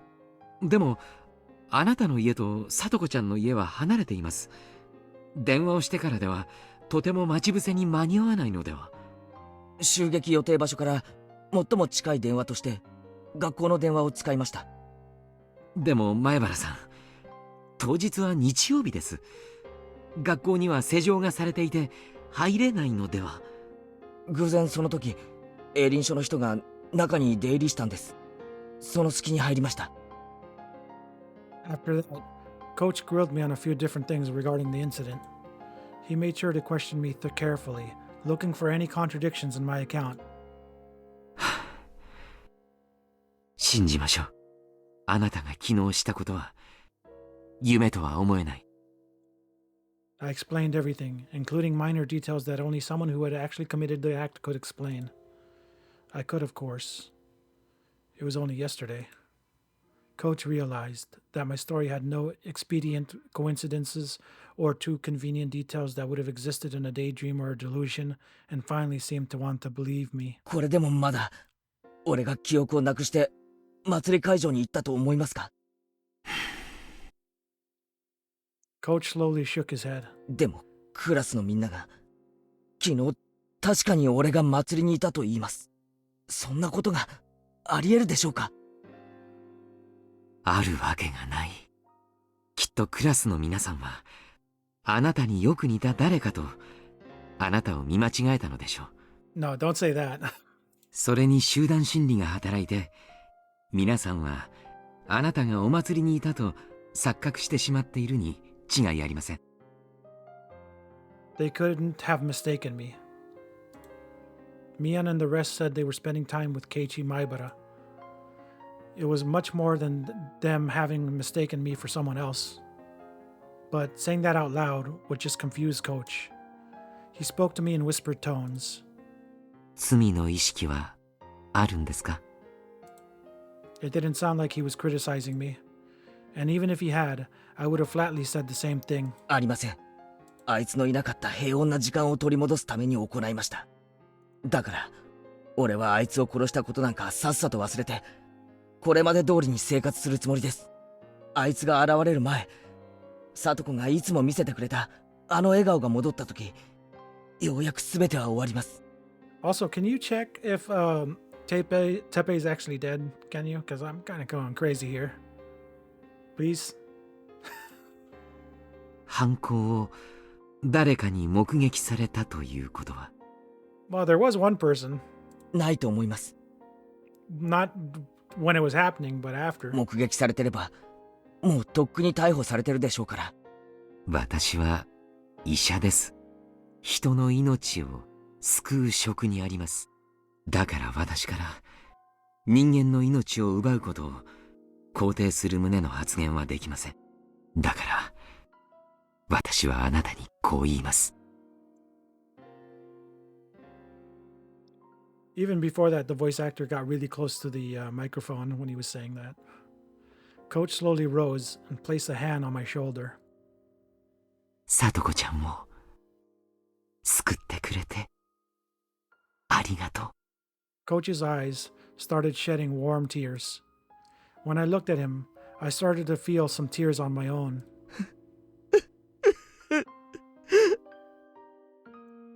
I didn't know what I was crying for. And so, for a little while, the two men in the room fought back their tears. でもおかしいんです。おかしいとは？確かに殺したはずなのに、あの男は生きて家に帰ったらしいんです。 Yeah, this part. Coach's expression immediately sharpened. 状況にもよりますが、気絶や仮死状態など素人が見ると死んだようにしか見えない状態もいくつかあります。その可能性は？脈を取ったわけではありませんが、確実に仕留めたと思います。前原さんが襲った時の状況を再現してもらってもいいですか？ Coach rolled up a Health and Fitness Week poster nearby and offered it to me to represent the bat. I'll hit you. Though I may have been lost to the emotions of a beast that night, I remembered in detail the number of times I swung the bat, the angles I had swung from, and the force I had applied. Using Coach as a stand-in for the uncle, I reproduced them over and over, one by one, even after you said, "Stop, I get it already." そしてあいつが足を取られてよろめいた時、その時これまでとは違った手応えがありました。頭蓋骨が割れたんだと思いました。 Coach was calmly analyzing this information, using the places I'd struck and the situation at hand to find out what state the uncle's body had been in. そして死んだかどうか自信が持てなかったので、倒れた後も何度か殴りつけました。その時の反応は？初めは殴るたびに体が跳ねるような感じがありましたが、やがてそれもなくなり、何の反応もなくなりました。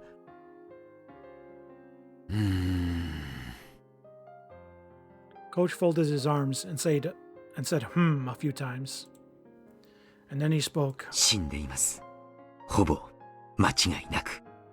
それは仮死状態ではなく？前原さんの話からだけではなかなか判断がつきませんが、ほぼ確実だと思います。それに前原さんは死体を泥の中に埋め、結構な時間をかけて埋めていますよね。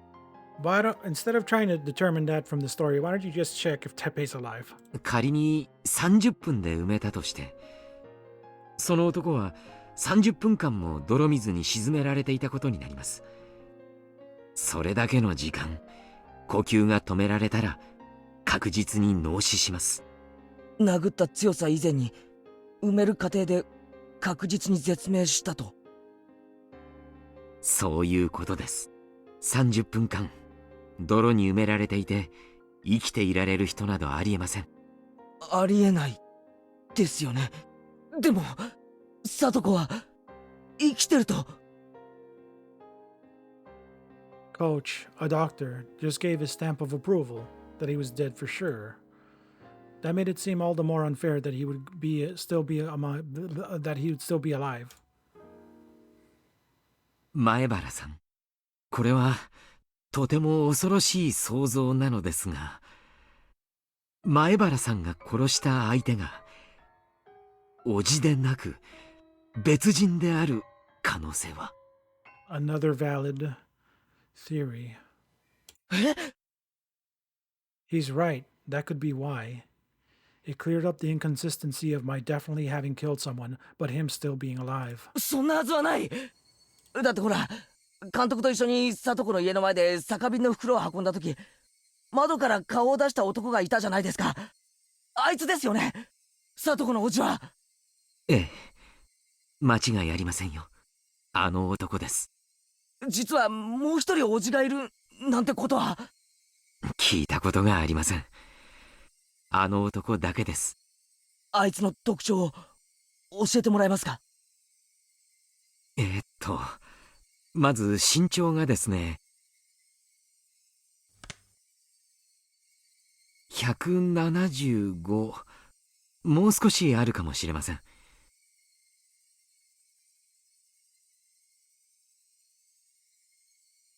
In order to eliminate the worst possibility that I'd killed someone else, Coach began to thoroughly compare what the man in his mind looked like with what I told him the person I killed looked like.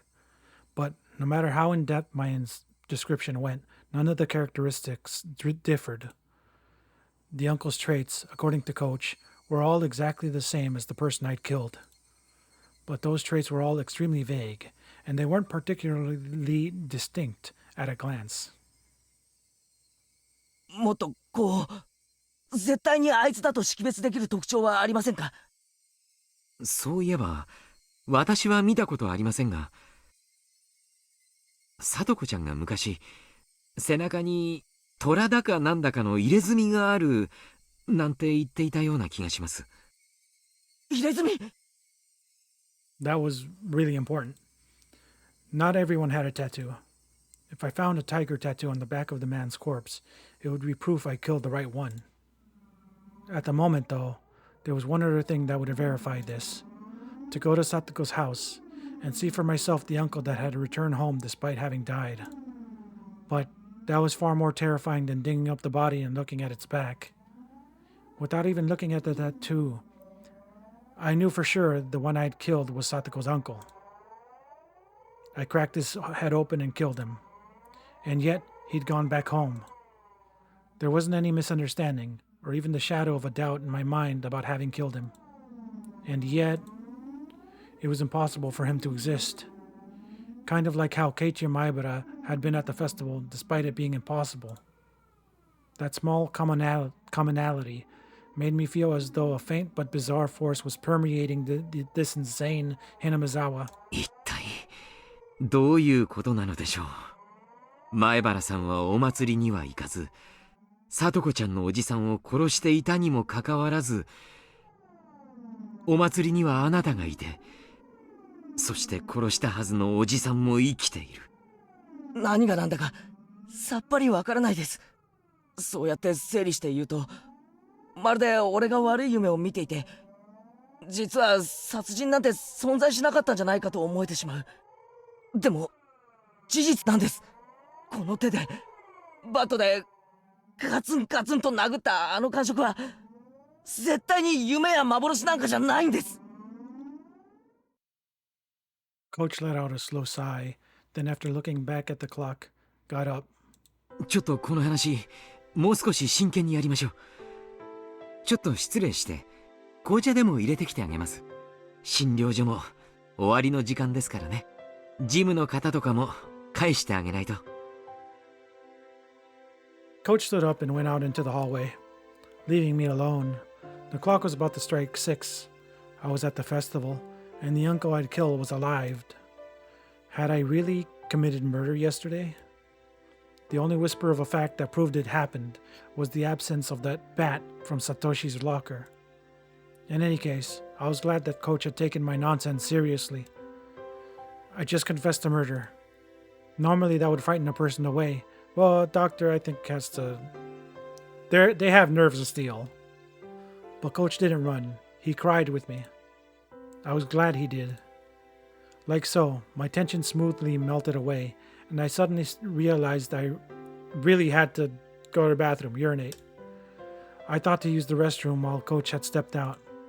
There was one across from the waiting room.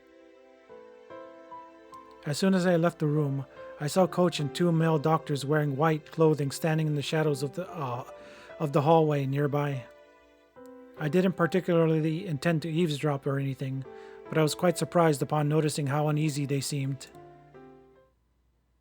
I hid behind the wall and quietly listened in.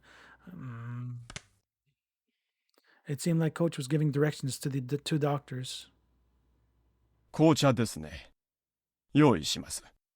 睡眠導入剤を入れて種類は任せます。味はミルクと砂糖でごまかしてください。急激な眠気に不信感を抱く可能性もあります。興奮状態に陥って暴れ出す可能性も。その場合は取り押さえましょう。男性スタッフはまだ何人か残ってますか？山犬が1人、それに私たちを含めて3人です。What was all this? I think I was already agitated, despite what Coach said. Was that it? Was it just a casual conversation and it was only sounding unbelievable to me? No, I think this is actually happening. Coach said he would bring some black tea and left the room. And then, in the shadows, he was telling his subordinates to put some kind of sleeping powder in the tea. Plus, they were getting extra help, in case I thought the sudden sleepiness was suspicious and started getting violent. Hey, wait, Keiichi Maibara.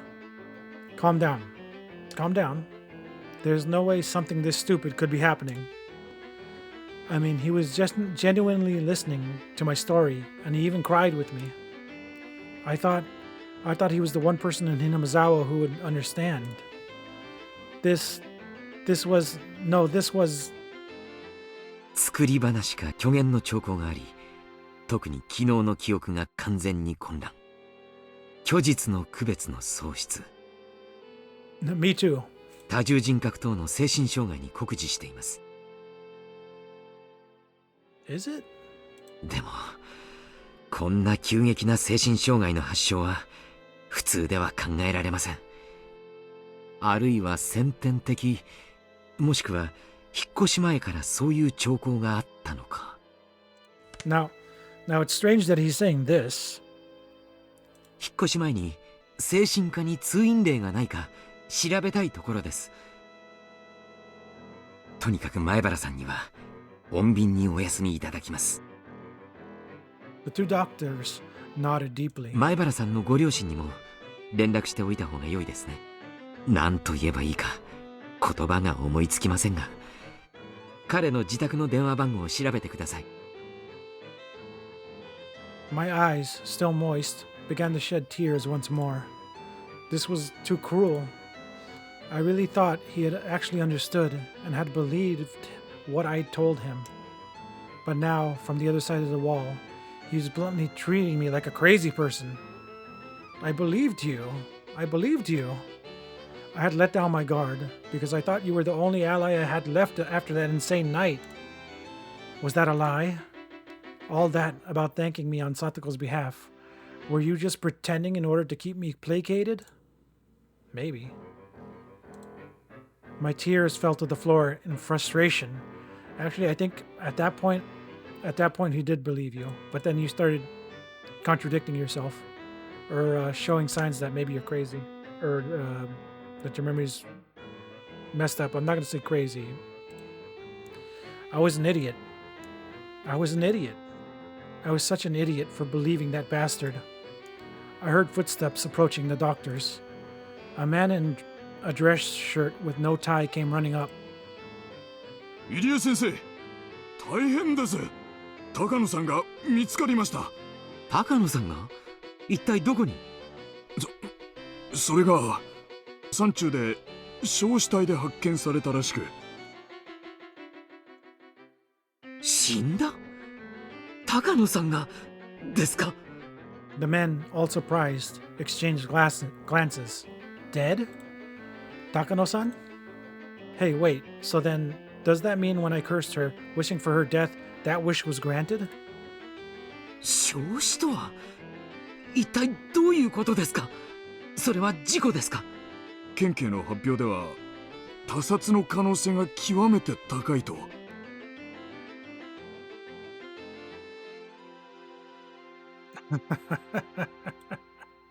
As I cried, I laughed quietly. Serves you right. It serves you right. If I hadn't run into that woman, my murder would have been perfect. But she had just come driving up to me and tried to coerce me like that. I regretted not having killed her on the spot, but now she was dead anyway. My curse, my wish for her demise, it was fulfilled. Serves you right. Serves you right. リサさんが死に、高野さんが死に。Who? 一体ひなみ沢には何が起こっているというんですか？まさかこれが今年のお社様のたたりだなんて言うんじゃないでしょうね。Like how I'd let the curse be real, the coach said. Everyone present just nodded as coach cursed to no one in particular. Yes, maybe it was Oyashiro-sama, but this was definitely a spell, a curse. Maybe it wasn't Oyashiro-sama. I wished for her to die, so she did. If this wasn't a coincidence, and she died because I wished for it, then you'll die next, Coach. Oh my god. You betrayed me. You pretended to believe me, but deep down you thought I was a madman. I'll show you who's crazy. You look down on me with all that pity in your eyes. ではとりあえず紅茶の準備を。紅茶は私が持って入ります。私以外には彼は心を許さないようですからね。Shit. What do I do? What do I do, Keiichi Maibara? This time I heard the voice of a nurse. 入江先生。あ、いらっしゃいましたか。お電話です。今ちょっと忙しいので後でかけ直すと伝えてください。誰からです？沖宮警察の大石様ですけど。あっちゃー、悪いタイミングですね。出ます。 Coach left to go answer the phone. The other men headed toward the room with the teapot to make the black tea, like Coach had ordered them to. Fortunately, Coach having to take that phone call meant there would be an extra time for me to act. There's a window right here. I had to decide what to do now. Would I let him make me the drink sedative-infused tea? Would I let him make me drink the sedative-infused tea, or be held down and thrown into a mental hospital? Nothing would come from starting a brawl here. They had more people anyway, and they were all bigger than me. If it came to a fight, I didn't stand a chance in hell. If I couldn't win against them, then there was only one thing left to do. Run. Adrenaline suddenly rushed into my brain, and my body started to move with keen instinct, like it had on that night. My surface temperature quickly cooled, and the transition routes between my cells enlarged. Using 360-degree visual information, I searched for an escape route. I would open the window behind me. Outside was a parking lot. There were no cars. A little beyond, there was a bicycle I had taken to get here. I determined that this was the quickened method of escape. I approached the window swiftly, but with little sound, to raise as little suspicion as I could. With the speed and silence of a shadow, like I had on that night when I chased down her uncle. I unlocked the window and opened it up. A cool evening breeze wafted in. I stuck my head out and looked over the parking lot again. Nobody in sight. No need to hesitate. I quietly crawled outside and closed the window behind me. I held my breath and listened carefully. Nobody seemed to have realized I'd run. I looked around. Then I jumped onto my bicycle and zoomed away. The pedals cluttered under the force. Clattered. Had my bike always creak like this? Did the pedals always whine every time I pushed down on them? My bike wasn't the only one crying, though. My tears fell as the wind cut through them. They rode the breeze and scattered behind me. Ugh. I hate this. I'm not the crazy one. Hinamizawa is. I'm not crazy. You're crazy. How dare you treat me like a madman? Die. Die. Just fucking die already. I believed you.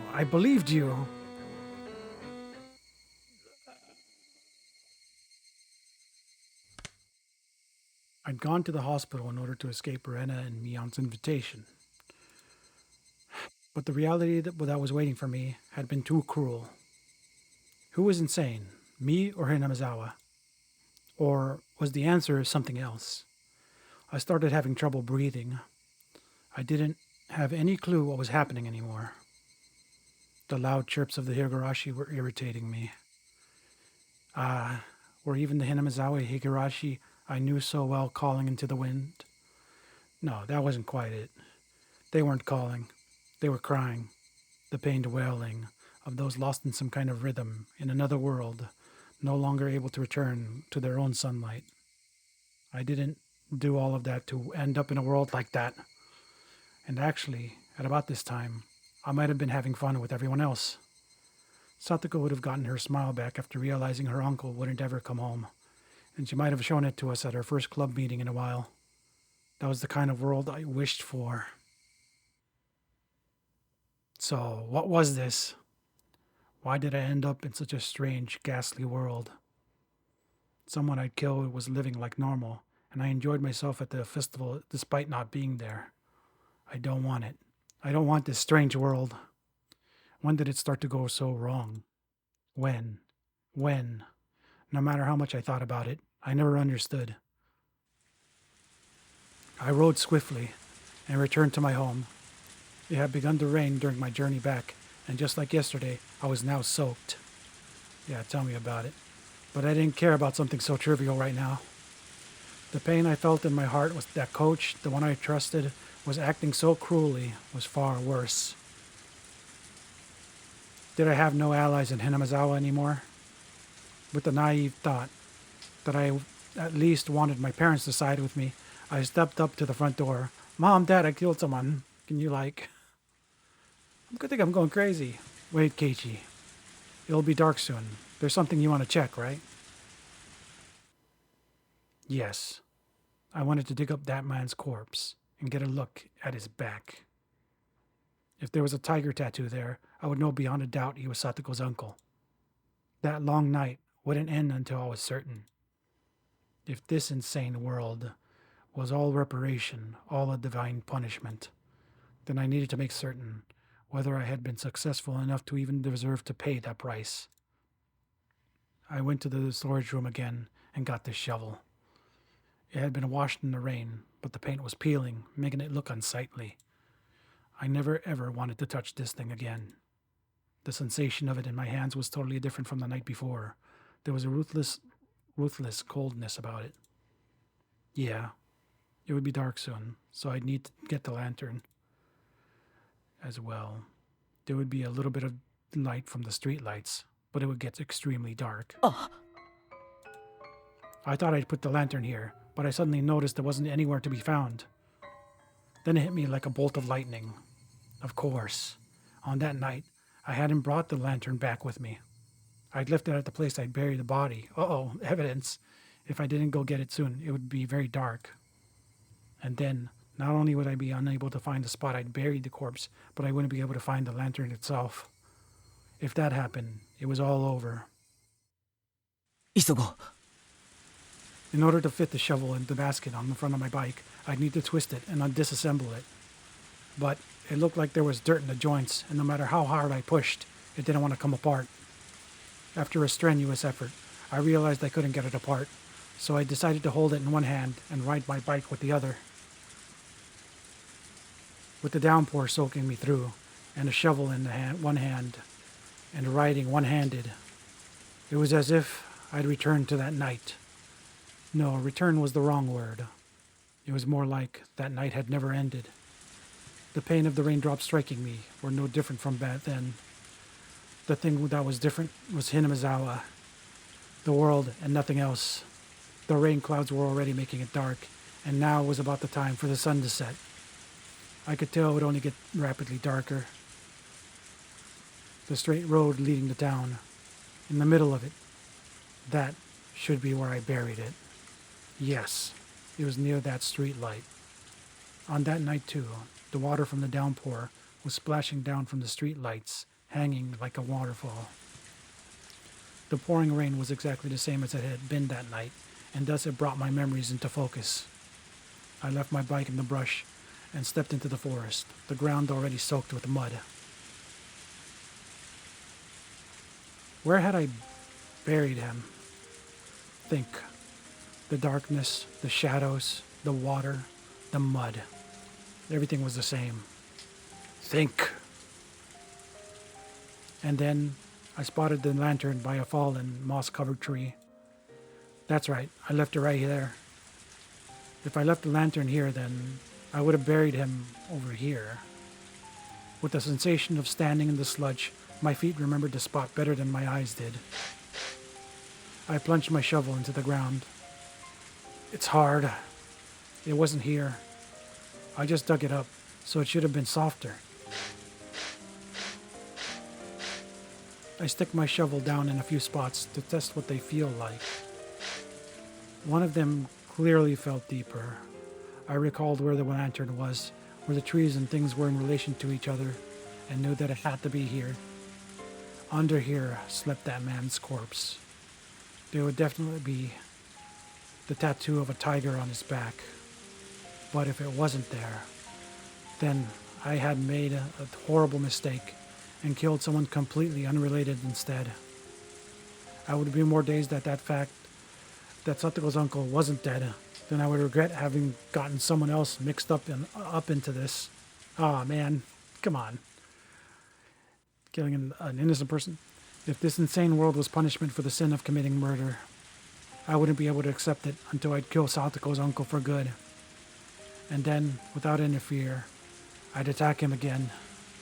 And that time, I would kill him for sure. But what if the tattoo was there? That would mean I'd kill Satoko's uncle. And that would be terribly strange. If I'd killed him for sure, then who was the uncle at Satoko's house this very moment? Impossible.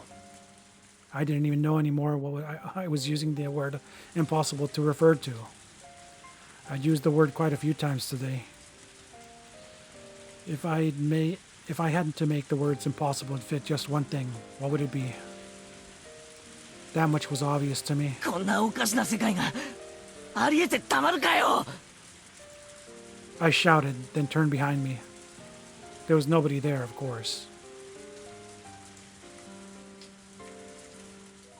It hadn't been bothering me for a while, but those footsteps had followed me this entire day.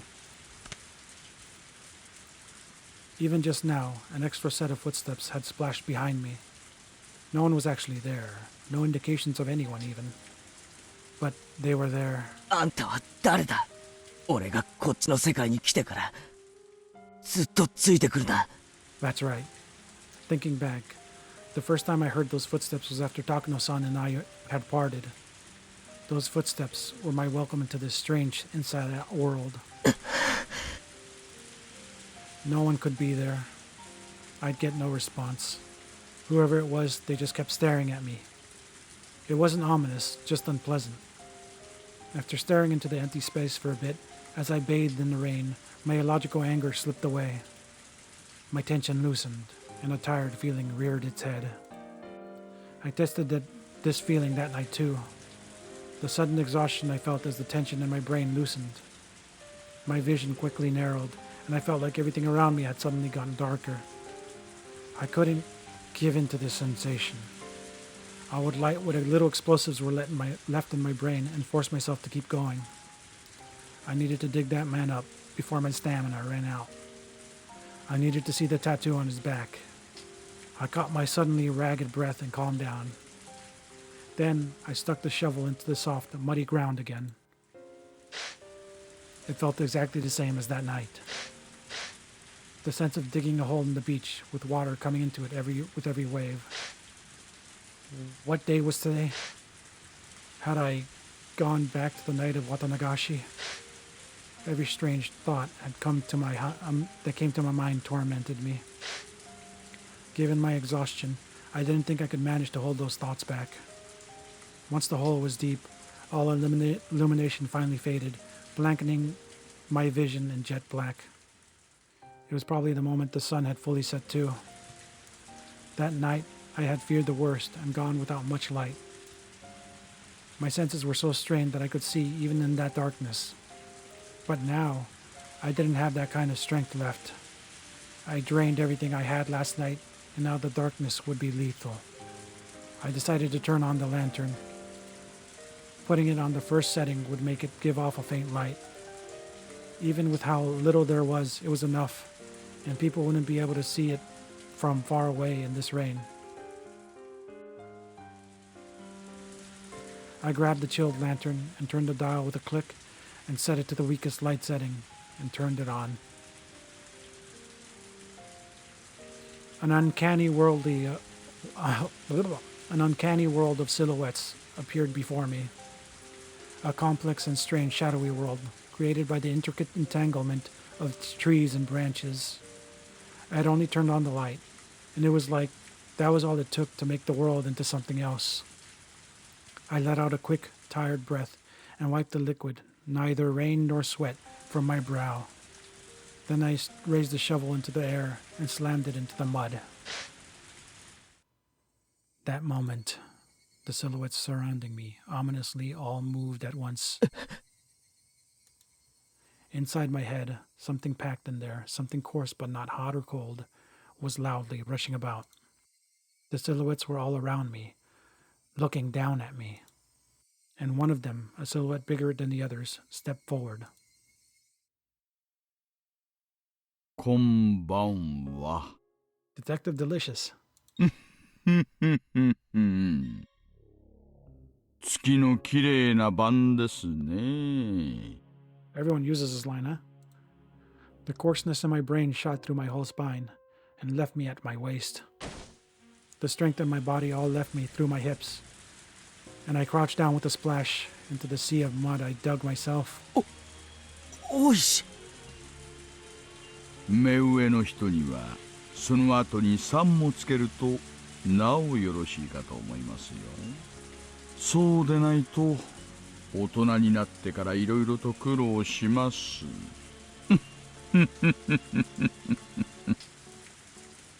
It wasn't only Oishi, but 5 or 6 of them in a row, with men wearing raincoats. I had no inkling that this many people had gotten so close. It was like once I turned on the lantern, they just appeared there, sliding out of the shadows. どうぞ私たちのことは気にしないでください。森の木立だとでも思って。 Don't mind them? そうです。私たちのことは気にされず、どうぞ穴掘りをお続けになってください。こんな時間にこんな土砂降りの中で、そんなにも真剣にやっているんですからね。邪魔なんかしませんよ。心ゆくまで掘っちゃってください。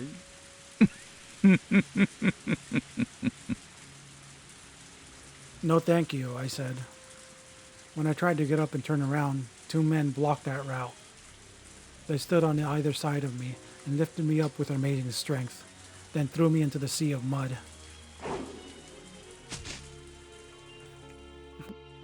As I soaked in the mud bath I dug for myself, I looked up at the silhouettes looking down at me. Oishi squatted, picked up my shovel, and threw it at my feet for me.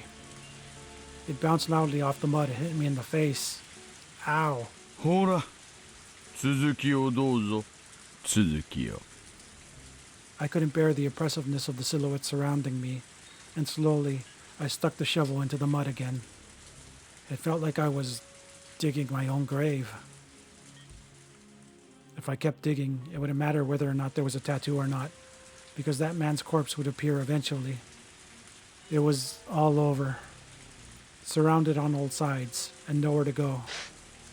But I just couldn't figure it out, no matter how much thought how much I thought about it. Why were they here? Was it Takano-san? There was only one person who could have made the connection between me and this place. Shit, I knew it. She deserved to die. 手が休んでますよ。 Bam. Oishi kicked me in the back, which took me by surprise, sending me flying into the mud. ちゃっちゃと掘っちゃってくださいよ。雨の中で待たされる方の身にもなってほしいもんです。くそ Same. そんなに雨が嫌なら帰ればいいだろう。あっ Oishi kicked some mud into my face. 口より先に手を動かしてください。口と手を一緒に動かすのは落語家だけ。ねえ。 The men around him didn't react, not knowing quite whether they should laugh, but when Oishi glared at them, they started mumbling out pained chuckles. Just who was this guy? A dirty cop who's tired. I knew the world had changed after that night. Well, I don't think he's that dirty. But if I went for even further back, didn't it start when this guy showed up? That was when our peaceful days had been taken from us. Ever since he showed up in Hinamizawa, things have been odd. Everyone stopped smiling, and the world went crazy. So this is how you go deeper and deeper in the mania.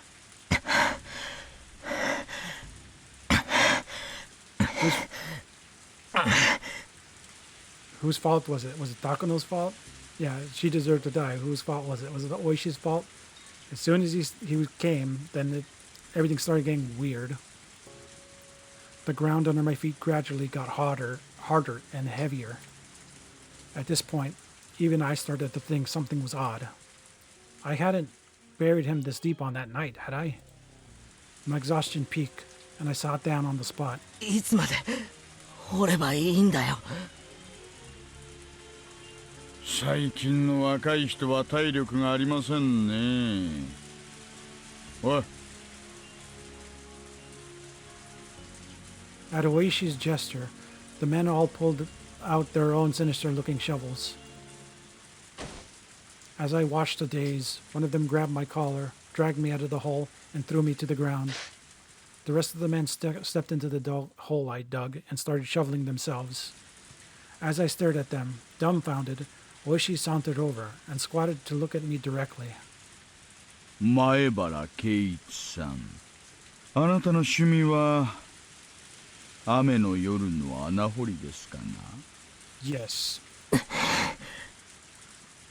When I didn't respond, Oishi took one of the tin buckets they were using to bail out the muddy water, scooped up some of it, and splashed the whole thing in my face.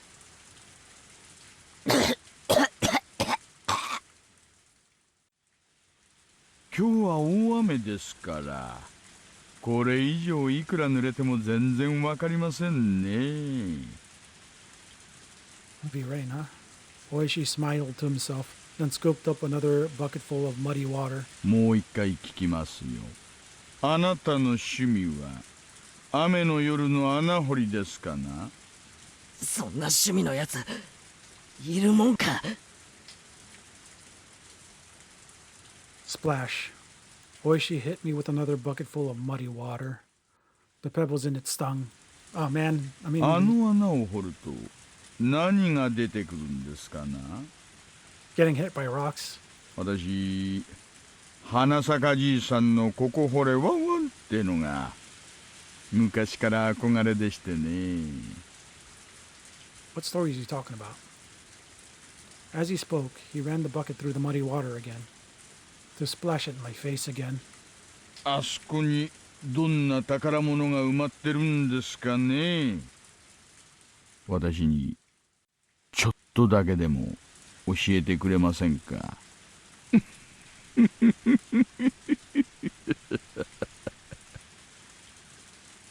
If you want to know, then dig on your own time. You fucking pig. You said it. I was thinking it, but you said it.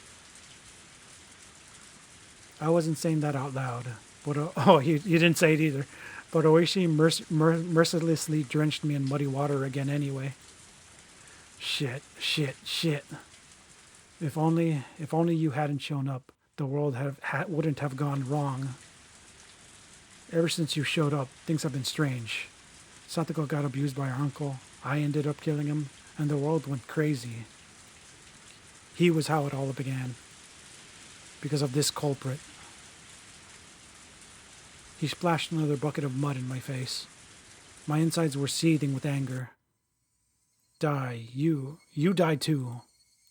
If I had some strange power to kill someone by cursing them, like with Takano-san, then you're dead. And it wouldn't be Oyashiro-sama's curse. It'll be mine. I'll curse you and kill you. 反抗的な目つきですね。これを機に少しそのあたりをお勉強してしまいましょうか。今は平和な時代ですがね。私があなたくらいだった頃は何でも鉄拳制裁が普通でして。大石さん。One of the digging men in raincoats wiped some sweat off and called Oishi over. Oishi tossed the bucket away, then turned around with an evil grin on his face. はいはい、何でしょうか。これを見てください。Acceptance, or maybe resignation. I wanted to say to them, so you blockheads finally found it. Yeah, that's right, I'm the one who killed him. But you're the police, so it's your own job to figure out who he is, right? Come on, prove to me that he's really Satoko's uncle. 何ですかこりゃ。多分古い排水管ではないかと。あそこの用水路につながっているようです。ぶっ壊しちゃいましょうか。どうせ使ってない缶でしょ。 The men all exchanged glances, then hesitantly broached another topic. 大石さん、もうかなり手応えが固いです。これより深くってことはありえないと思います。掘る場所を間違えました？いえ、初めのうちは明らかに掘り返す感触でした。ですがこのくらいを掘った頃から急に硬くなりまして、多分もともと掘った穴よりも深く掘り進んだのだと思います。じゃあつまり何ですか？ここには穴があって何もなく、ただそのまま埋め直されたと。 There was a hole here, but now it's gone. 皆さんそうおっしゃるわけで？ What? What were they talking about?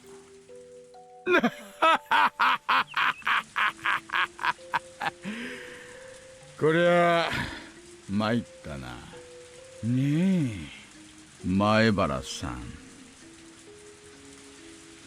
Oishi grabbed my collar and dragged me to the huge hole they dug. The mud inside it was lit like an ocean, and I couldn't see any drain pipe down there. One of the men stirred it with a shovel, letting me hear it clang against something hard. There was no doubt I'd buried him right here.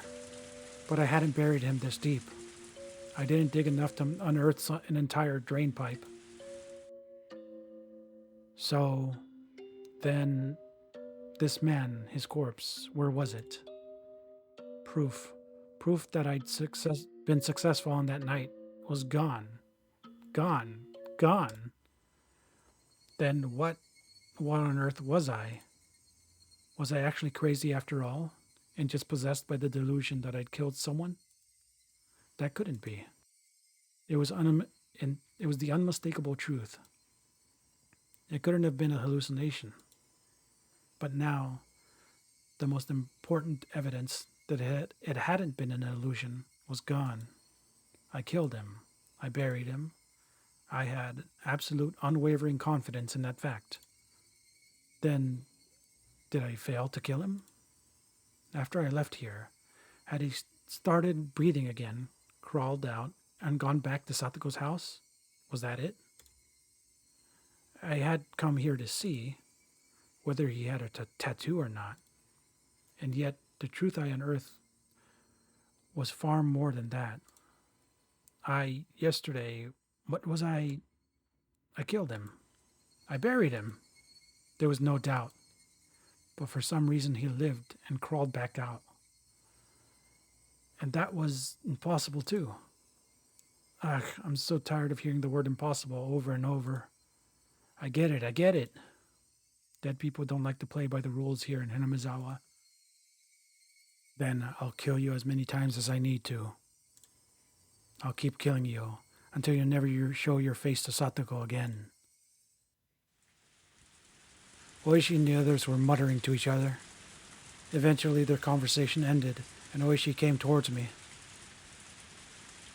What did he want to say? What did he want to do? I stiffened, tensing up, and then Oishi just ignored me like I wasn't even there and passed right by me. The other men too, they ignored me and shuffled away. Eventually, there was no longer a sign that anyone was around, and I returned to my quiet world of silhouettes. The only one left there was me. Only the sound of the pouring rain filled up the silence.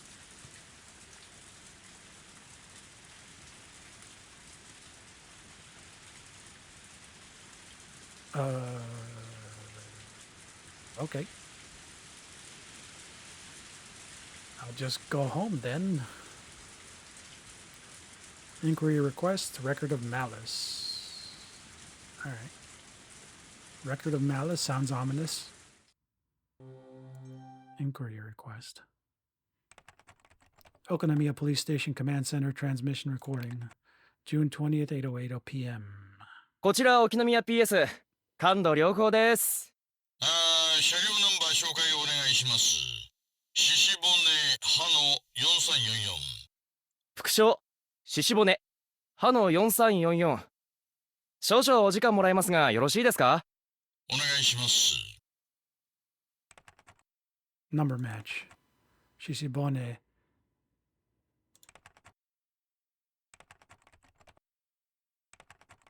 Vehicle make and model. I guess this is the Oh, that's right. What did he do with the bike again? I think he threw it in the swamp. Theft reports none. Special mentions nothing of note. 沖宮 PS より大石社どうぞ。先ほどのナンバーが判明しました。大石社どうぞ。大石社応答願います。あれ電波悪いのかな。大石社応答願出ませんね。大石さんが車両紹介？誰の車だよ。村人の車ですね。至って平凡な。Car? 何者だよ。大石さんが聞いてくるからにはただ者じゃないんだろ。突起事項欄は完全に空欄ですね。S 号指定もなし。Not related to Mion or Shion. 減点もなしだし。パッシングでもされて腹が立ったんじゃないの？あの人、根に持つとなかなか忘れないタイプなんだよ。At this time of the year, that's what you think it is. With the Watanagashi just happening.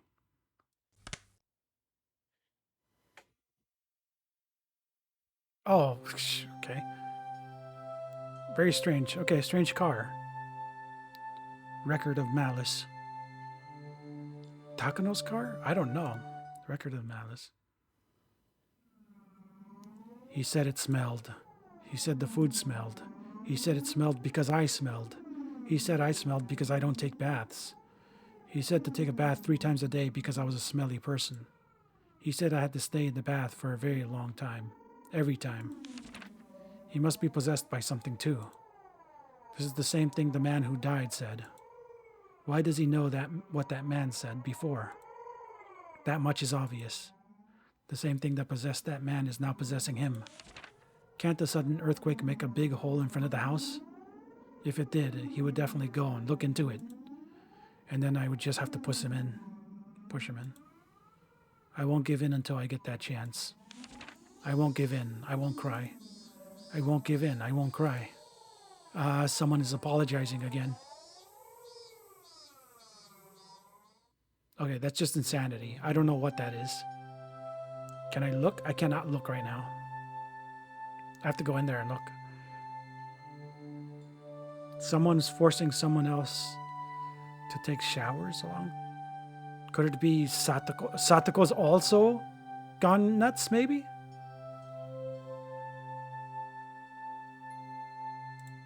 That's possible. I think that's a possibility. I think that's what it is. The tips. Satoko's also gone nuts. Keiichi did kill him, but but where's the body then? This is such a good chapter, good part. Interesting. I think everyone is covering for him. He did kill him. He did kill Teppei, and now everyone's is covering for him. But Satoko's also gone nuts. I don't know. I'm gonna save the game. I'm out of here.